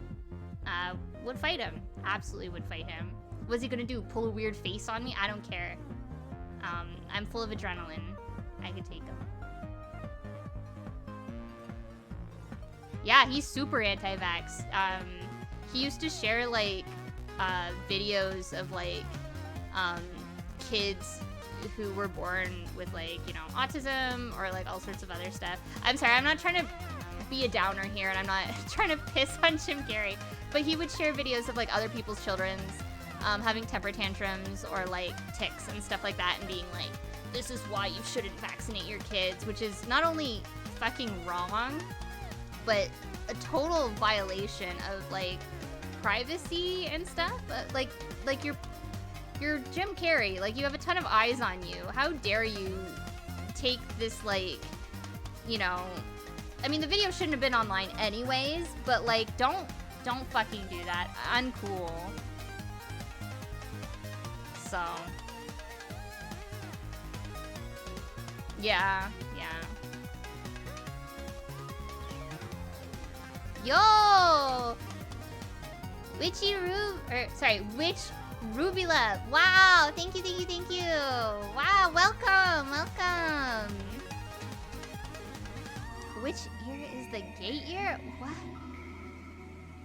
I mean, honey, if it's my ear, both of them. Ha!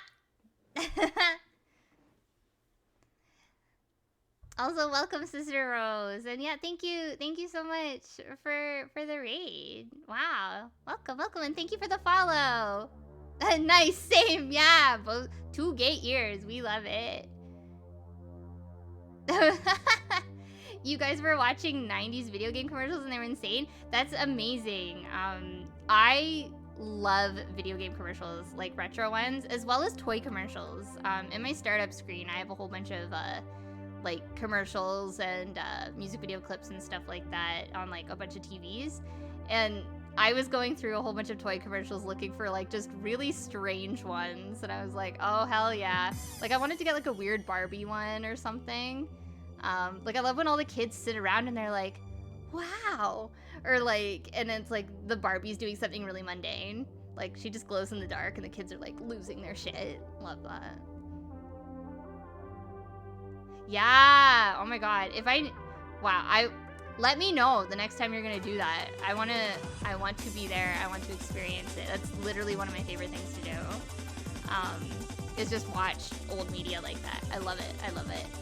When I worked at a video game store, we had TVs and they would run old commercials for video games on loop. And like we had like one for Cool World and it was like really horny. And I remember like I would just stop what I was doing and like watch it. I'd just like stand in the middle of like the work floor, just staring up at the TV like Hollywood if she could.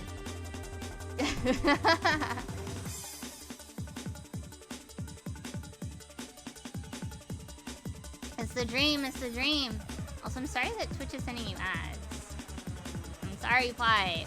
I don't know why it's doing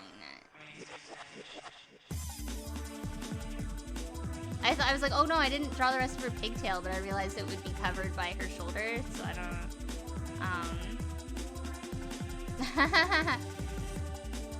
Can I call you Ruby, or do you want Witch Ruby?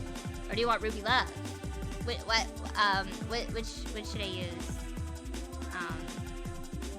Yeah, I also, I got the best of both worlds, just like Hannah Montana when I worked at the video game store. I got people who wanted nothing to do with me because I'm femme, and then people who wanted only me to serve them, because I was femme. So it was very cursed. Very, very cursed. So.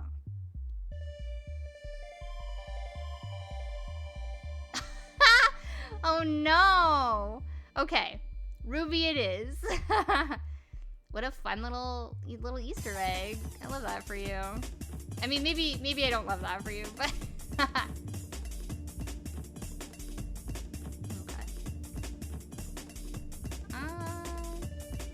No, it rules. Yeah. Okay, yeah. Fun Easter egg.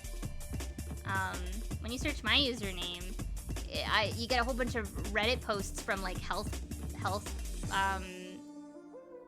boards, and they're like, how can I tell my Greek yogurt's gone bad?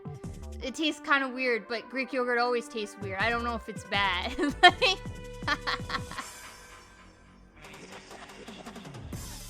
Oh, cool. So you got best, also Hannah Montana best of both worlds happening over there. If your Greek yogurt tries to conquer Germany, you know it's gone bad.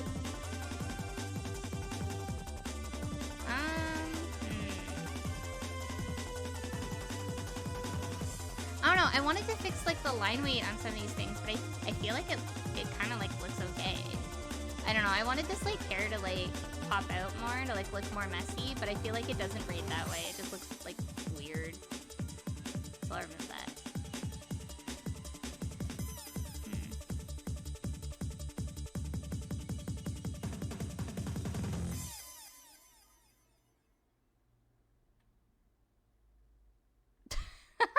DJ Tension saying that uh they had some super nasty sour cream in their fridge a couple of months ago. I love that for you.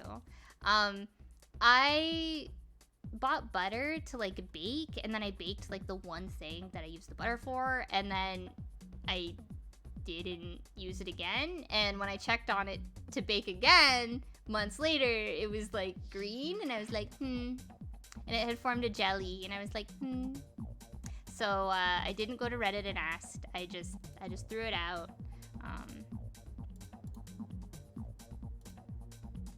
I hope that doesn't mess up the finger that's on that layer. No, it's fine. Sometimes when you turn something black and it's already black, it gets like a weird little pixelated line around it. Cause like the anti-analyzing gets like all like weird. Looks all artifact and stuff. Oh my god, trying to explain pixel artifacting to people who don't understand digital art, so difficult.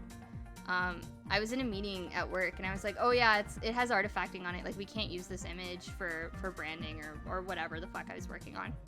I think it was a print for boxers. And my boss was like, it's blurry. And I'm like, yeah, that's called artifacting. What's happening there? And she goes, it's just pixel blurring. And I'm like, yes, it's pixel blurring. It was so, I don't know. I was like, we were both saying the same thing. But yes, it's pixel blurring.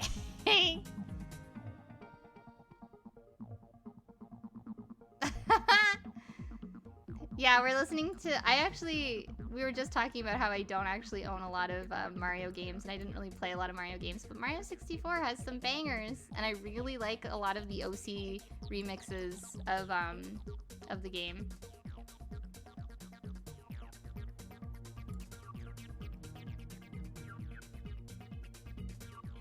Yeah, oh my god, there's someone in my Discord server who also works, I think, for the government, or at least in some sort of form of IT, and he's constantly, like, sharing, like, vague stories, because, like, he can't obviously give out too much information, but he gives out a lot of stories where it's just, like, basic stuff, and people just make it a mess, you know?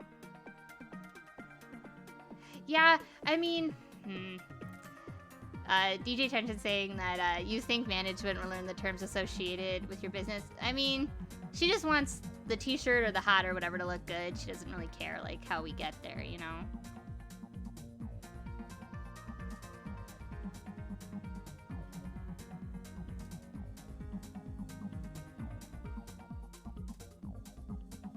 Oh my god.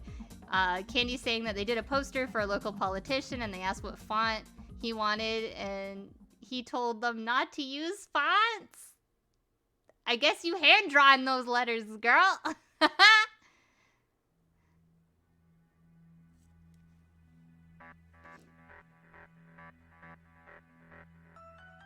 my god, talk about people in hell. So like that clip, I will just preface that I don't want to get into it. But there's a clip, about, I forget her first name, but her last name's Littlefeather, and she's accepting an award for Marlon Brando, and they're actually rejecting it because they're taking a stance on how Indigenous people are in media and stuff like that, like portrayed in media, and it's a really polite, well-worded, and to the point speech, and I think it was really admirable, and it gave me chills to watch. Apparently, John Wayne was being held back because he was ready to, like, stomp on the stage and try and, like, hurt this woman. And there was a comment underneath the video that put me at ease, I guess you could say. And it said, John Wayne made a lot of important movies, but he's in hell now. And I just keep thinking about that. I'm like, yeah, he is in hell now, isn't he? The only John Wayne I want to see or be seen by is John Wayne by Lady Gaga. That's it. He doesn't exist to me. And then I was explaining to my friend Lewis, I love cowboys do not love cowboy media. Is like, especially the old shit. I like cowboy media like Wild Wild West. Like, be stupid with cowboys. Don't be offensive. Just be stupid. I'm sad that Cowboys and Aliens didn't do well. I actually never saw it, so like maybe there's a reason why it didn't do well. I know it's based on a comic, but like, yeah, be weird with cowboys. Make the cowboys fictional. I don't like thinking about real cowboys. Real cowboys fucking suck. But yeah, just be stupid. I love cowboys. You're the cowboy this year. Okay, sorry. I'm getting all heated up about cowboys. Year of the Yeehaw! Yeah. Year of the Yeehaw. I think I'm gonna be a cowboy for Halloween this year. Sexy cowboy? Maybe. All cowboys are sexy. When I say all cowboys, I mean like people who are not actually cowboys, but want to dress up as cowboys. That's what I'm saying. Like, okay, the modern day equivalent of a cowboy, like Orville Peck and like Lil Nas, when like they get like their little rootin' tootin' little outfits on. That's what I mean when I say sexy cowboy, you know? You know? Oh my god, Ruby, you're killing me. Sorry, I'm trying to pull up my reference so that I can color some of this. Where is it? I'm probably gonna go for like another half hour, so we can get the flats down. I'm so distracted thinking about cowboys over here.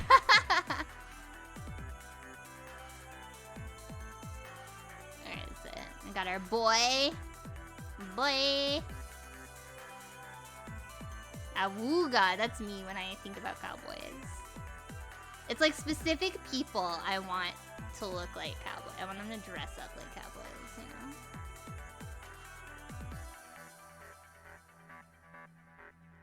I feel like this is the wrong color. I know I like took it. I feel like I put a filter on this so that it would look brighter.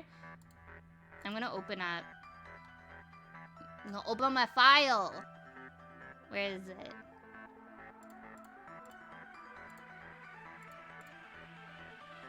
I feel like it's wanna... It's loading. It's loading. Oh lord, it's loading. Yeah, his skin's different. I think this is the hottest picture I've ever drawn. Just putting that out there. This is the second hottest. I don't know. There's something about rough and tumble boys, you know what I'm saying? Get in there. Get mad. Fight. Oh my god, the funniest thing. Now, I did not enjoy this person. I'm gonna tell you a story about a date that I went on. The person was not cool. They ended up not being cool, and I stopped communicating to them. They didn't do anything to me. It was just kind of like I asked some mutuals and was like, okay, red flags. But when I did go out on a date with him, it was a pretty fun time. So it's a shame that he sucks. But anyways, we went out on a date and there was like a fight outside of a club. And it was two guys just getting rowdy, right? And like nothing was actually happening, but like they were threatening to hurt one another. And my date just shouts, "Go home and masturbate. Stop being rowdy." It was the funniest shit. Like I forget exactly what he said, but it was basically just like he was telling them to like go home and rub one out and then come like think about it and then see if you want to fight. And it was like the funniest shit. So, yeah. I think about that whenever I see him, like, go home, masturbate. We also he knew that I liked Parappa the Rapper, and, it was really funny, because whenever, like, orange hats, like, orange beanies were really trending that year, and, we'd be walking around. We went out on a few dates, and, this is, again, years ago, and, he would be like, "Oh my god, is that Parappa the Rapper?" And then I started doing it too. And then I sent him a text where I found like an abandoned orange beanie, like someone had just lost it on the sidewalk. And I took a picture of it and I just said, "Oh my god, is that Parappa the Rapper?" It's just like on the ground.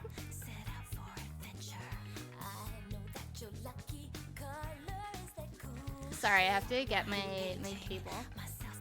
for headphones. So if my model is doing something freaky, she's just vibing, you know? Oh, have a good one, Denim. Love you, though. I will see you when I see you. My model is just living her best life. Yeah, she's just vibing. Also, hello, Duke. Welcome. Yeah, Candy saying that John Wayne is not a cowboy. We're revoking that. Yeah, we're taking it back. Gay cowboys only. Or like queer adjacent cowboys. just sexy queer cowboys. Only the people I have a crush on are cowboys.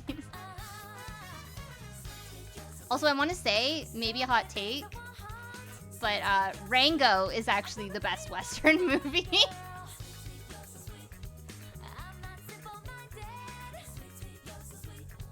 Oh yeah, Wild Wild West was totally canned. Like, I knew as a kid it didn't do well.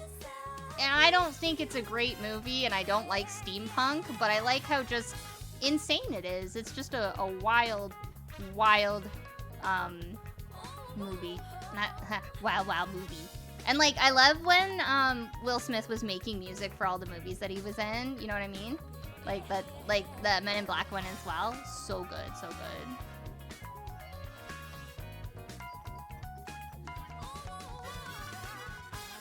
Oh no! Candy saying he can keep the Duke because Duke is slang for shit, and then my friend Duke is in here. Oh no! Oh no! Fight, fight, fight, fight, fight, fight.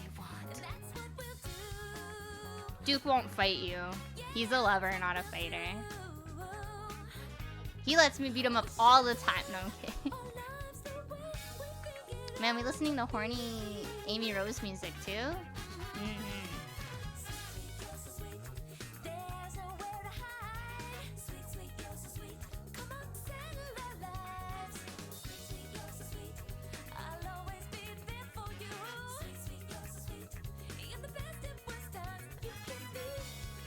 So because her top is mesh, it's gonna look really horny for a little bit because I have to color it all her skin color before we put the transparencies. Oh, I guess she's wearing a tank top though, so I'm not gonna color her jugs.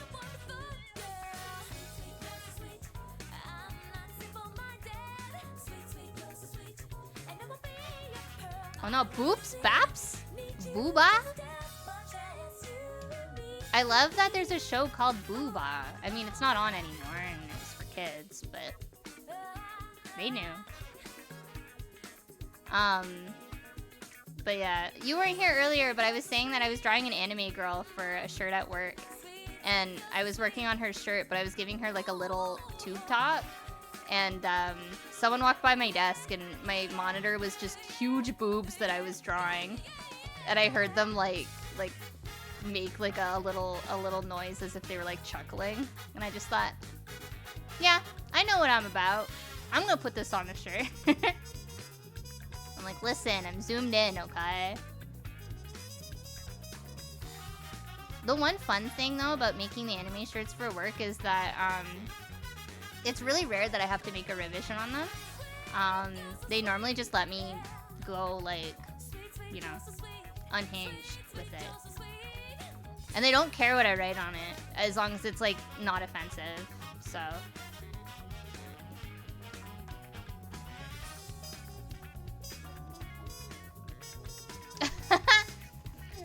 Ruby saying, get the Twitch police in here. Oh god, I didn't realize you were some course. I'm sorry, have you not? I know we're new to one another, but like, I'll have you know. I'm a big stan for let sluts rule the world. And my life has literally increased enjoyment. Like I've just loved life so much more now that I'm a slut. No. I'm a slut for bad movies, junk food, and video games nobody else is talking about. Aw, I love you too. But yeah, let's rule the world. I feel like everything would just problem solved, you know?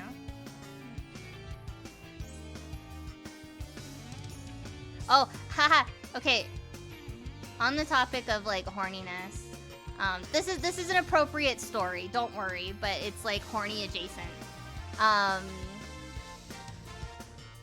But like I went. Okay, so in Toronto, there's a show. There's a few different like conventions that are adult conventions. So like you'll get porn stars, you'll get you know, all of that sort of shit there, and like, you know, toys and stuff like that, lingerie,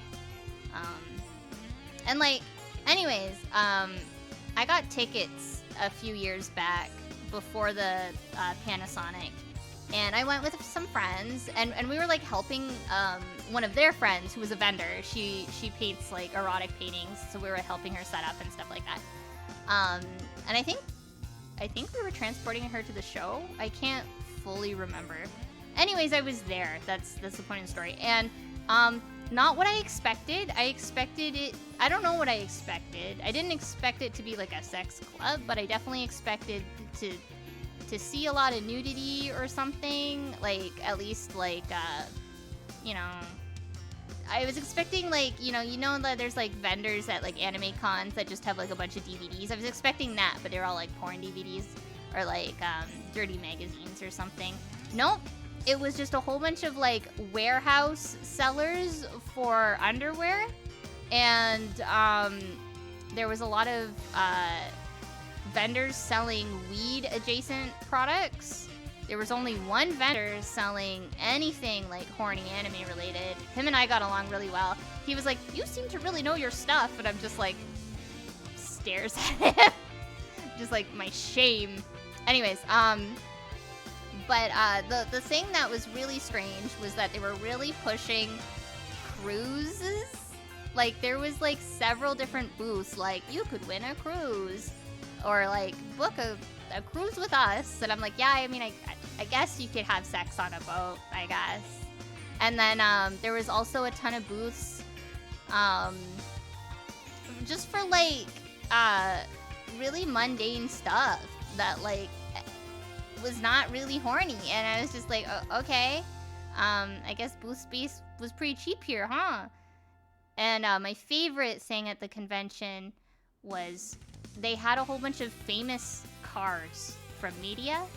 Like, they just, I'm like, I guess cars are horny to some people. And like, so I'm like walking around taking pictures of like, they had a Hot Wheels car. They had like a truck that was decked out in like Hot Wheels decal and stuff like that. And I was just like, yeah, okay, I guess. It was like really strange. Actually, the Artist Alley was pretty cool. Like, they actually had, I guess, like the equivalent of that. Like, there was people who were making like their own clothes and selling them. Like, there was one girl and she just makes like bikinis based on anime characters, and she was there, and I was like, like I ended up buying a Tamagotchi set from her. It was really cute. And then you know, you get a lot of people who just make like t-shirts with like really vulgar things, like sayings on them, which that I expected. And then you had people like our one friend who was just like selling erotic paintings, and like they were really good paintings, like technically, like speaking, very good. I personally, not for me, but I can see why someone would want it. But yeah, it was a really interesting experience as far as like, you know, I've been to other events that have had like, you know, kink spaces and stuff like that. So like I thought I had a vague idea of what I was walking into, but it was just very much like any other. It was like the CNE. We have like this big thing here called the CNE, and like you go into like the shopping building, and it's all of these like warehouses like liquidating like the same 5 DVDs or like shoes, but they're all the left feet, or like, you know, like they're products that have like problems, I guess, and then like they only have like one size, like it'll all be like triple XL or like triple XS or something like that, right? And it was just really weird that the show also had the same energy. I was like, okay, go off. I love I love the C&E. It's such like a weird collection. Like you'll walk down one aisle and it's just all the infomercial booths, and then you'll walk down another aisle and it's just a bunch of people selling beef jerky, and then the other aisle is all fudge, and then the next aisle is DVDs of like a show that's been discontinued for years that you like thought was a fever dream, and they have way too many copies of it. So like I don't know, C&E is interesting.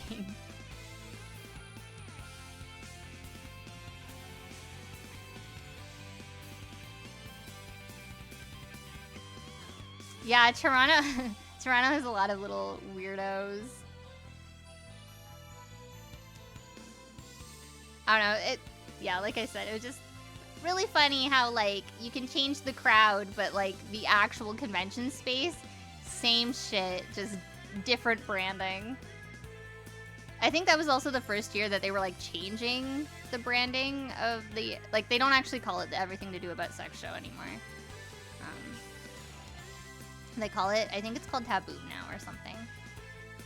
I mean, there was like actual like, you know, adult entertainers and stuff like that, but for the most part, yeah, it was just garbage booths. I mean, okay, listen, I would have been pissed if I paid money to go to that event. And I'm not talking about C&E, I'm talking about the sex convention. I would have been pissed. Because, like, there was literally nothing to do. Like, the convention space was huge, but it wasn't, like, full. You know what I mean?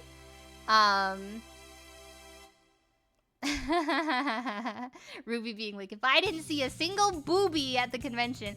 I mean, there was, like, booth babes, but they were not, like, naked, of course.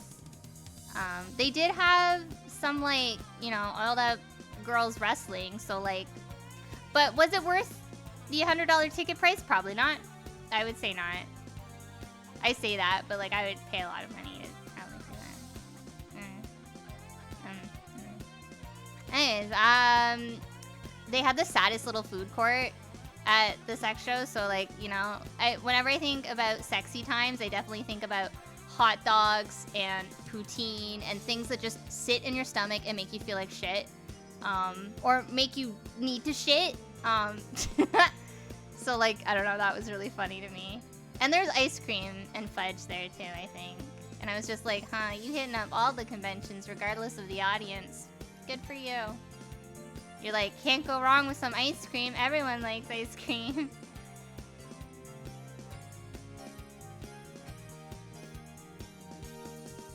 I don't know actually how much the ticket was, to be fair. Like the actual, I was just trying to think of like a stupid price. I'm pretty sure it was like a stupid price. We only got them because we were technically like quote unquote vendors. Like we got vendor passes even though we were just setting up for a friend.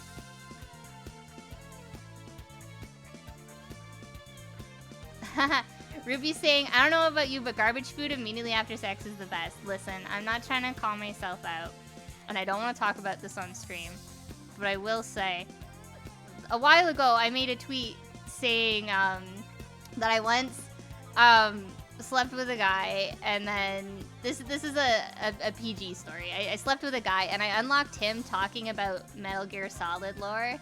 Like, he just, like, walked out of my room and just started talking at me about Metal Gear Solid, and like we all had a laugh, and like I told him, I was like, I gotta tell people about this, and he's like, I don't care, I love Metal Gear. Like he knew, but like I'm just as bad for that. Like I'll just be like, hello, I'm gonna tell you all about my characters, or I'll just be like, hello, we're gonna watch all of Tim and Eric right now. Or it's like, hello, I was thinking about Yo Gabba Gabba, and now I have to go on the fan wiki for Yo Gabba Gabba. So... No, that's the thing. I do genuinely love people passionate about their interests. And I learned a lot about Metal Gear Solid that day. Good for him. Love that for him.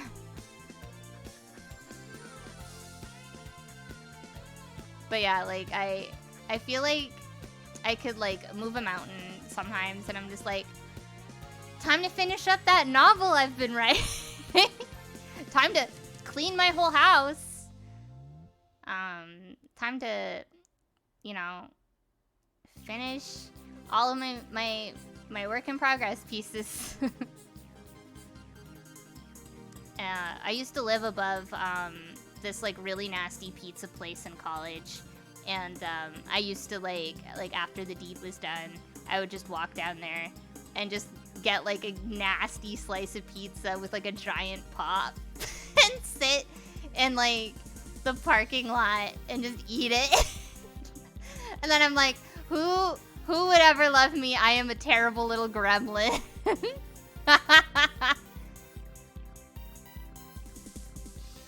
I'm sorry. I'm not trying to be like inappropriate. I guess it's not. I'm not like being graphic or anything. But like I get it. I get it. One time I just baked cookies. It was just like, I don't know. These were in my fridge. I already had the dough made and now I want them. Now I'm baking cookies.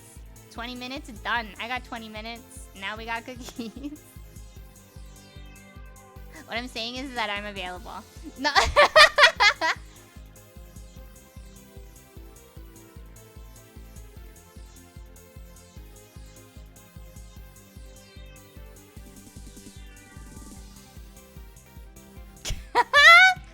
Stop.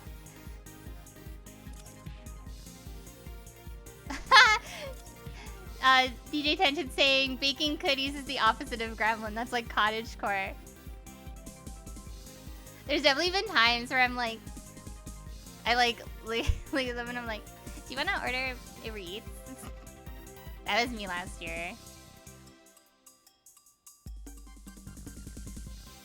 We didn't even do anything. I just slept beside him, and I was so excited that I was like, hey.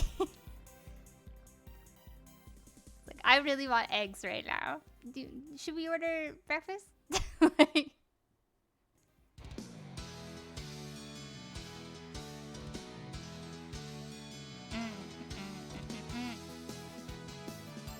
man, now that I'm coloring, I'm like so revitalized. I'm just like, I'm here. I'm drawn.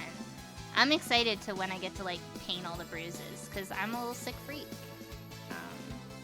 I think I was telling Pi that like this is definitely like this drawing is like for me. It's my specific interests.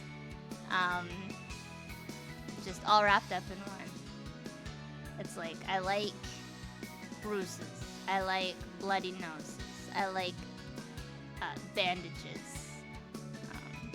In like real practice, not really. Like seeing someone with a shiner, and I'm like, oh, that looks so painful.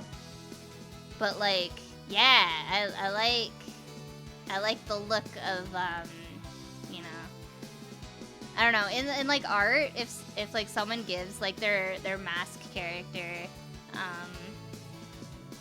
like, you know, a bloody nose or something, I'm like, ah, yeah, you got a little shit boy over here. I'm here for it. I'm here for it.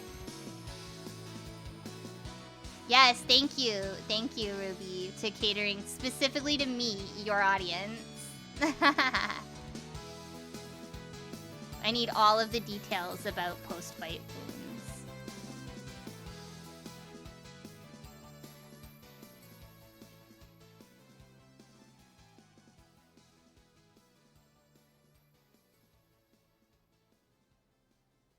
I don't know, I feel like, reading Tank Girl at a young age kind of did that to me. And like, I don't know, Gorillaz kind of had that too. Like, I remember they would sometimes Jamie will like make them have bruises or like, will give them like I think in Demon Days, like Tootie had like a constant hickey. I don't know, I'm into it.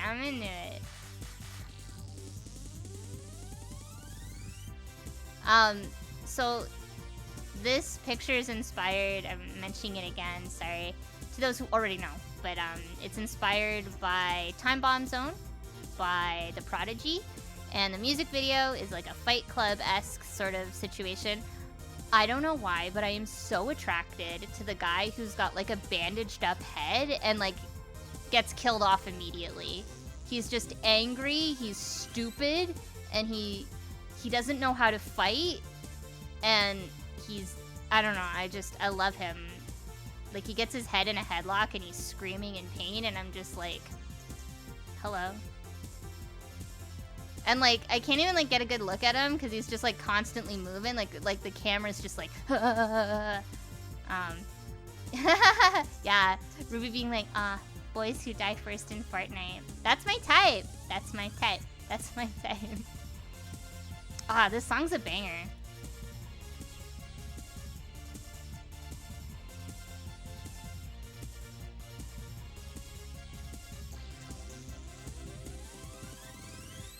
I don't know, it was only like until the last like few years that I realized that most of my favorite like male characters are like not only the underdog, but the ones that get like beaten up. Like Dodgeball with Justin Long. One of my favorite movies. Beat him up. Yes.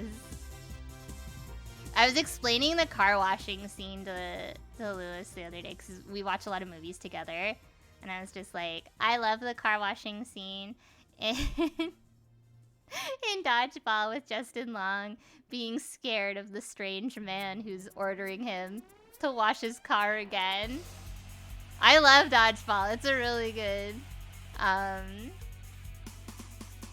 Oh, fine. I'll change my avatar back. I'll change it. I'll change it for the last like 15 minutes. Also, hello, Inspector. Welcome. Listen, I wanted to make a good impression. We had a lot of new friends drop by today, Pi. Listen. I know. Okay, you redeemed it. I'll be this guy, okay? Okay. Let me change it so I don't look so spooky. There. You happy? Just pee your pants. Just pee your pants. Welcome to my stream. Just pee your pants. I'm the worst. Yep. So anyways, I love Dodgeball with Justin Long.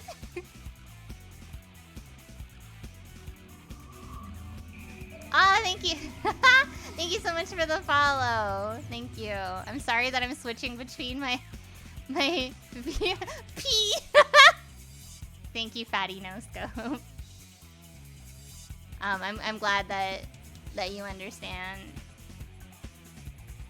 Again, for those who don't know, it's because the way that the shading looks on this specific avatar's pants, it looks like he's peed his pants. Have I fixed it? No. Will I fix it? No. Peeing your pants, it's honestly a power play. Like, that's a power move. I would not fuck with someone who peed their pants. Like, they just looked at me and started peeing their pants. I'd be like, whoa. Okay. That reminded me of, there's like this video of like this kid and he's like talking and then suddenly he stops talking and he kind of grunts and then the dad who's filming him is like, are you going to the bathroom? And the kid's like, no. It's just really funny. God, kids. So good. Honestly, peak comedy, children. Let children write more media. They have good ideas. Just like Easterberry's niece saying that the alien died because it was kicked to death for being rude. Let her write episodes for shows.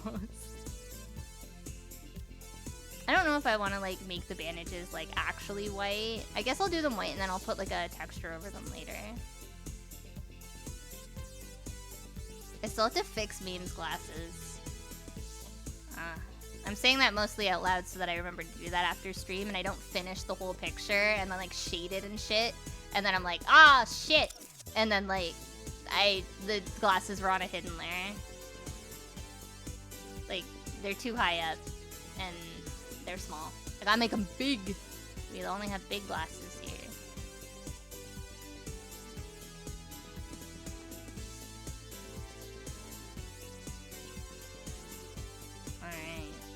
Alright. Man, we sure covered a lot of topics today.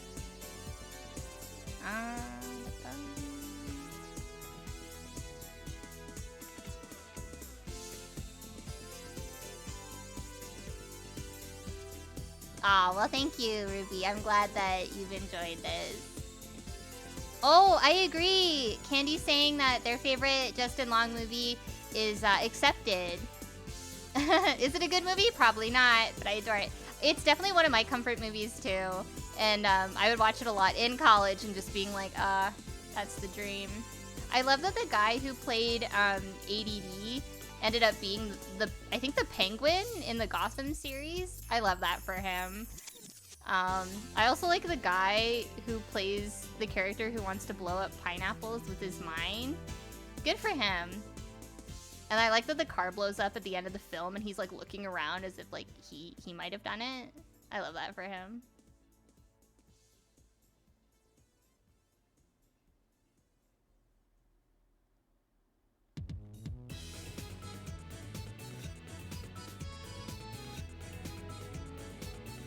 I don't know, the cast in Accepted is really good. And like, hear me out. A lot of those like comedy movies, now listen, there's a lot of shit ones out there. However, a lot of them have really good soundtracks. Like the Road Trip soundtrack, Accepted, and shit, what was the other one? Evolution and I'm forgetting one. But like a lot of them have really good soundtracks. One of my favorite movies that's like a kind of a comedy movie, kind of a sports movie, is the movie Grind, which is about skateboarding. And it's kind of like it's an undiscovered gem. Like I find a lot of people don't know about it, but it's good. It's good, and it has a really, really good soundtrack. It's so good. My dad, who does not give a shit about skateboarding, not only bought the movie after I showed it to him, it was like on the movie network like constantly when it came out, which is where I saw it. I went to a date's house who wanted to watch that with me because we both liked skateboarding, and that was I think the first date I ever went on as a little teenager. We watched Grind, so cute. But yeah, the soundtrack's good. It has Hot Action Cop on it, and Billy Talent, Line and Sinker. Hello. So good, so good. I love Billy Talent. Billy Talent's touring with, shit, who are they touring with? I want to say it's like Taking Back Sunday or something. Like, they're touring with, like, another band that's, like, adjacent, and I'm just like, yes. I will probably not see them, though, but it makes me happy. Also, Franz Ferdinand is touring. Oh my god, this morning, Lewis and I were just like vibing, and we were both just listening. I mentioned the Hives and the Vines and the Strokes, like all in the same breath, and then we just sat, not talking really to one another, both just listening to the Hives. We're just like shouting, and I'm like, yeah, this song's good. I think we played, Hate to Say I Told You So, and then I like the one that's in Accepted. It's like, it has like a long name, but yeah, Accepted has a good soundtrack. I always think about that part in Accepted where the guy gets, like, there's kind of like a quirky guy in their friend group, and he seems like a lot older than like everyone else. And he gets fired from his job for making a shrimp slushie. And they're like, why did you do that? And he's like, I was hungry and thirsty. And like sometimes I'll like, I'll eat cereal. And my friend's like, why are you eating cereal? It's like 10. And I was like, I was hungry and thirsty. I don't know. I say that I was hungry and thirsty while I'm eating like some sort of like mush pretty frequently. Man, this song is manic. I'm here for it. This is the racing music, I think. No. This is the lobby music from Sonic Adventure 2 when you're going to the Chow Garden. Aw, man, I haven't eaten oatmeal since I like ate it in the middle of the night. Beside my date, and then I was like, this probably sounds really gross, and he was like, yeah, it's not great. Yeah, why was I eating? Listen, talking about wanting to do stuff after things, I was like, I'm really hungry. I'm gonna go heat up. Okay, it was either oatmeal or Mr. Noodle, and I felt like Mr. Noodle would just be like a really off-putting smell to like walk back into my room smelling like Mr. Noodle, and I was like, well, oatmeal, it's like maple brown sugar oatmeal, right? So like, it'll smell nice. And then like, I was like, I don't know, I'm just gonna wrap myself out. I eat oatmeal in like the most disgusting way, and I mean, normally I live alone. I'm single. Who am I impressing with my oatmeal eating skills? But then, of course, like the one person that like I truly want to spend time with, and he left me because of how I eat oatmeal. No, I'm kidding. I'm kidding. Maybe, I don't know. He just kind of listen. If you're out there and you ghosted me because of how I ate oatmeal in bed that one time, I forgive you, and I understand. Come back. No, I'm kidding. God. I hate myself. Every day I hate myself.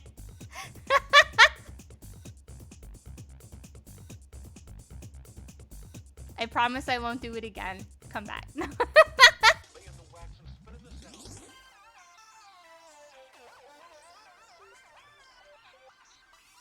To be fair, he did come back one more time.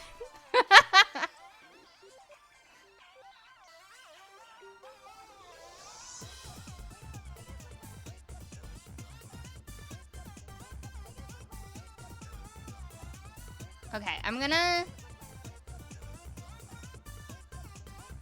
finish up coloring, I guess like his jacket and this part. It's gonna, I'm gonna have to like really shade this because like it's like black on like gray.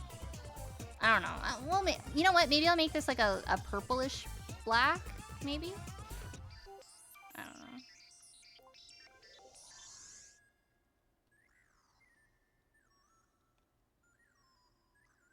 Listen, okay, I know we're kind of laughing at like me with oatmeal in bed, but like,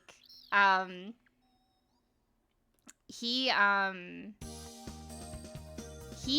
ate like a Subway sandwich that had a ton of olives in it. Wait, no, it wasn't the Subway sandwich. It was his burrito. He had a burrito, and he got a calamari burrito. I was like, let's get Mexican. Orders calamari burrito? Anyways, he gets calamari burrito. Listen, and he stunk like the onions that he put in the burrito for like the rest, like for 2 days, because we hung out for like a whole weekend, and I just kept like saying onions, like ugh. I have a problem with people I see who smell like onions, because I'm thinking of another story that like also echoes that in some way, and I'm just like, why are boys into onions? What?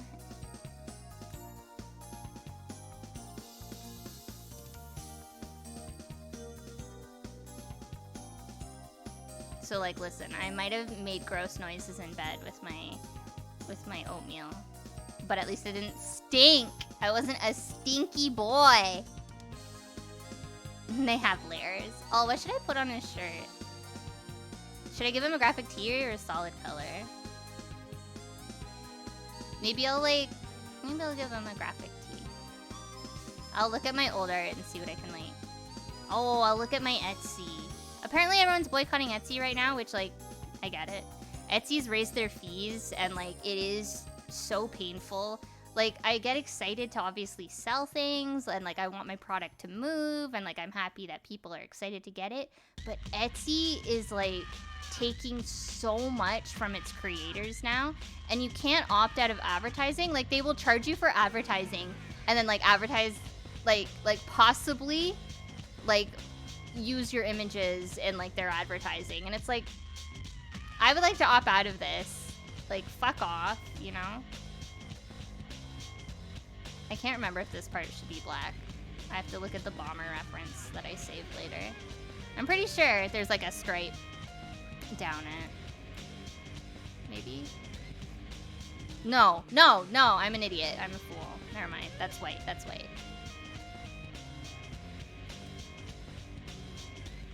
What was I talking about? Etsy? I don't know where that came from. Anyways, the ADHD tag is there for a reason. I have like 17 thoughts happening all at once every time, like every day, all the time.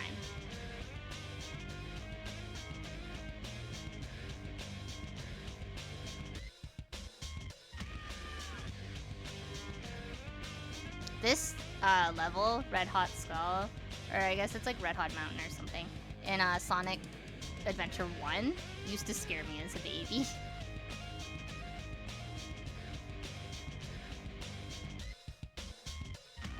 Yeah, I already know what I'm gonna put on Pluto's shirt, but I don't know what I'm gonna put on Maine's shirt, or if I should put anything. I don't want to make it like black. I feel like there's too much like dark colors in this.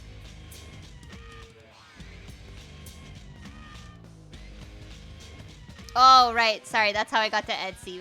I was like, I'll look at the things that I've designed. Yeah. Okay. I don't know, like, I feel like... Oh, no.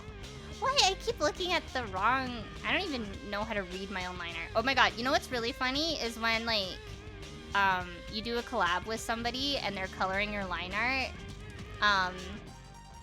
and they'll, like, color something incorrectly, and you're like, oh, that wasn't... Okay. But... I wasn't able to draw lips when I was a kid. Sorry, I'm just gonna save. I wasn't able to draw lips as a kid, and it was because, sorry, we're gonna zoom in on the booba. So I would draw a mouth like this, and then a bottom lip, and I didn't know how to, like, it would be so easy to do that, but I never did that. I just always the bottom lip, and that's how you knew.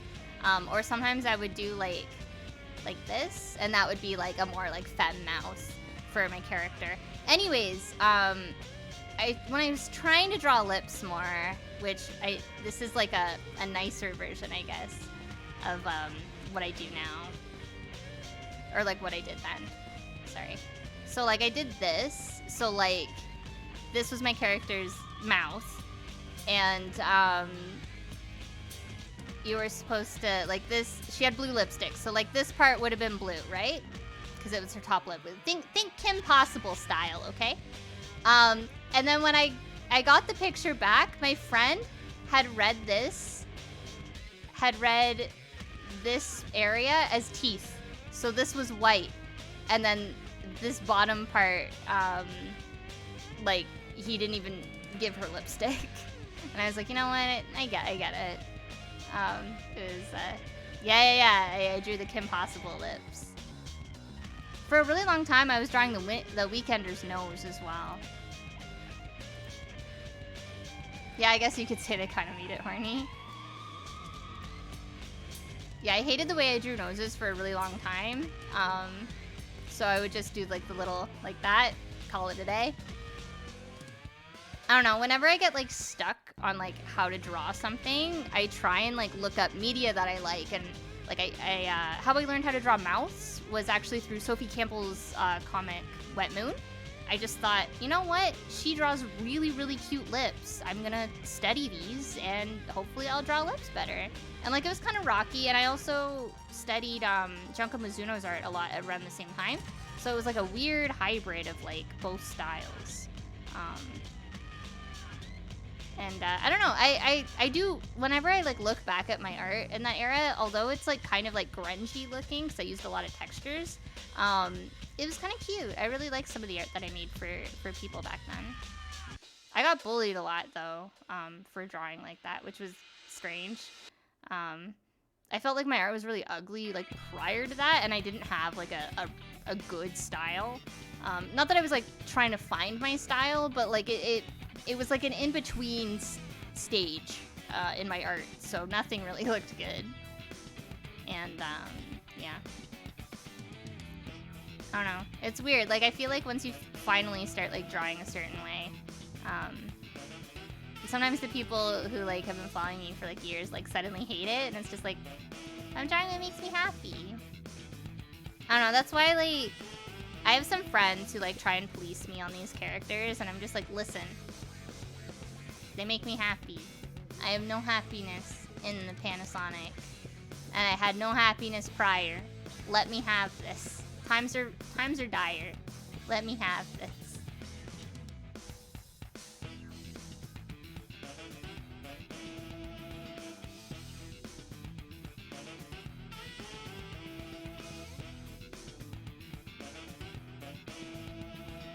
Characters make me happy. Let me draw my OCs in peace. If you don't like it, don't look at the... I don't know. I've had plenty of friends who, like, they go through different phases in their art, whether it's, like, a fandom that, like, maybe I'm not a part of and stuff like that. Maybe it's, like, a story arc that's, like, their personal OC journey that I'm, like, maybe, like, I had a lot of friends who would do, like, large roleplay groups, and they would, like, draw comics about their large roleplay group. I think Candy was even a part of some of that sometimes. And, like, I'm thinking, like, the ones with, like, Nat and, like, I don't remember Shifty's, like, new name. And there was, like, Quake, I think? And, like, you know, like, they would do stuff like that, and it's just, like, it was fun for them, but, like, outside looking in, I'm like, I don't understand what's going on. And, like, I couldn't really engage with it. The art looked great, and, like, I was happy that they're all having fun, but, like, I don't know. I don't know what's going on. So it's just, like, I don't know, it makes them happy. So, like, why would I be in there and be like, stop drawing this comic that I don't get? It's like, it's not for you. Or rather, it wasn't for me. So, like, you know. I don't know. I'm not trying to be a downer, but, like, I always kind of wish that I was a part. I felt like they were a part of the cool kid crew, and I was like, I want to be in there. I want to be with these people. But, like, I feel like I was just too young. Like, that's what happens when you're in the Gorillaz fandom. Most of us went through Gorillaz, but then we had, like, other interests that, like, were adjacent to the Gorillaz. Like, a lot of people liked Invader Zim in my friend group, but, like, I was Canadian and we didn't have Invader Zim yet, so I didn't know what that was. I mean, I was aware of what it was because of their fan art and them talking about it, but, like, you know, I couldn't engage. But I liked seeing their art because it made them happy, and I'm a big stan. Everyone should just draw what makes them happy. And, like, for a long time in my art journey, again, not trying to be a downer, but, like, I wasn't happy with what I was drawing because I felt like I didn't know what to draw, you know? Because I had lost my artistic identity drawing for conventions so much. Because I was constantly like, oh, I like Steven Universe, and that's trending right now. I'll draw a ton of Steven Universe stuff and sell it. Like, now that I'm not selling at conventions, not only do I love my art and I can take so many hours into it and make some of, like, the better... I feel like now that I actually take, like, so much time on my art, like, it sucks that I'm, you know, not as fast, but, like,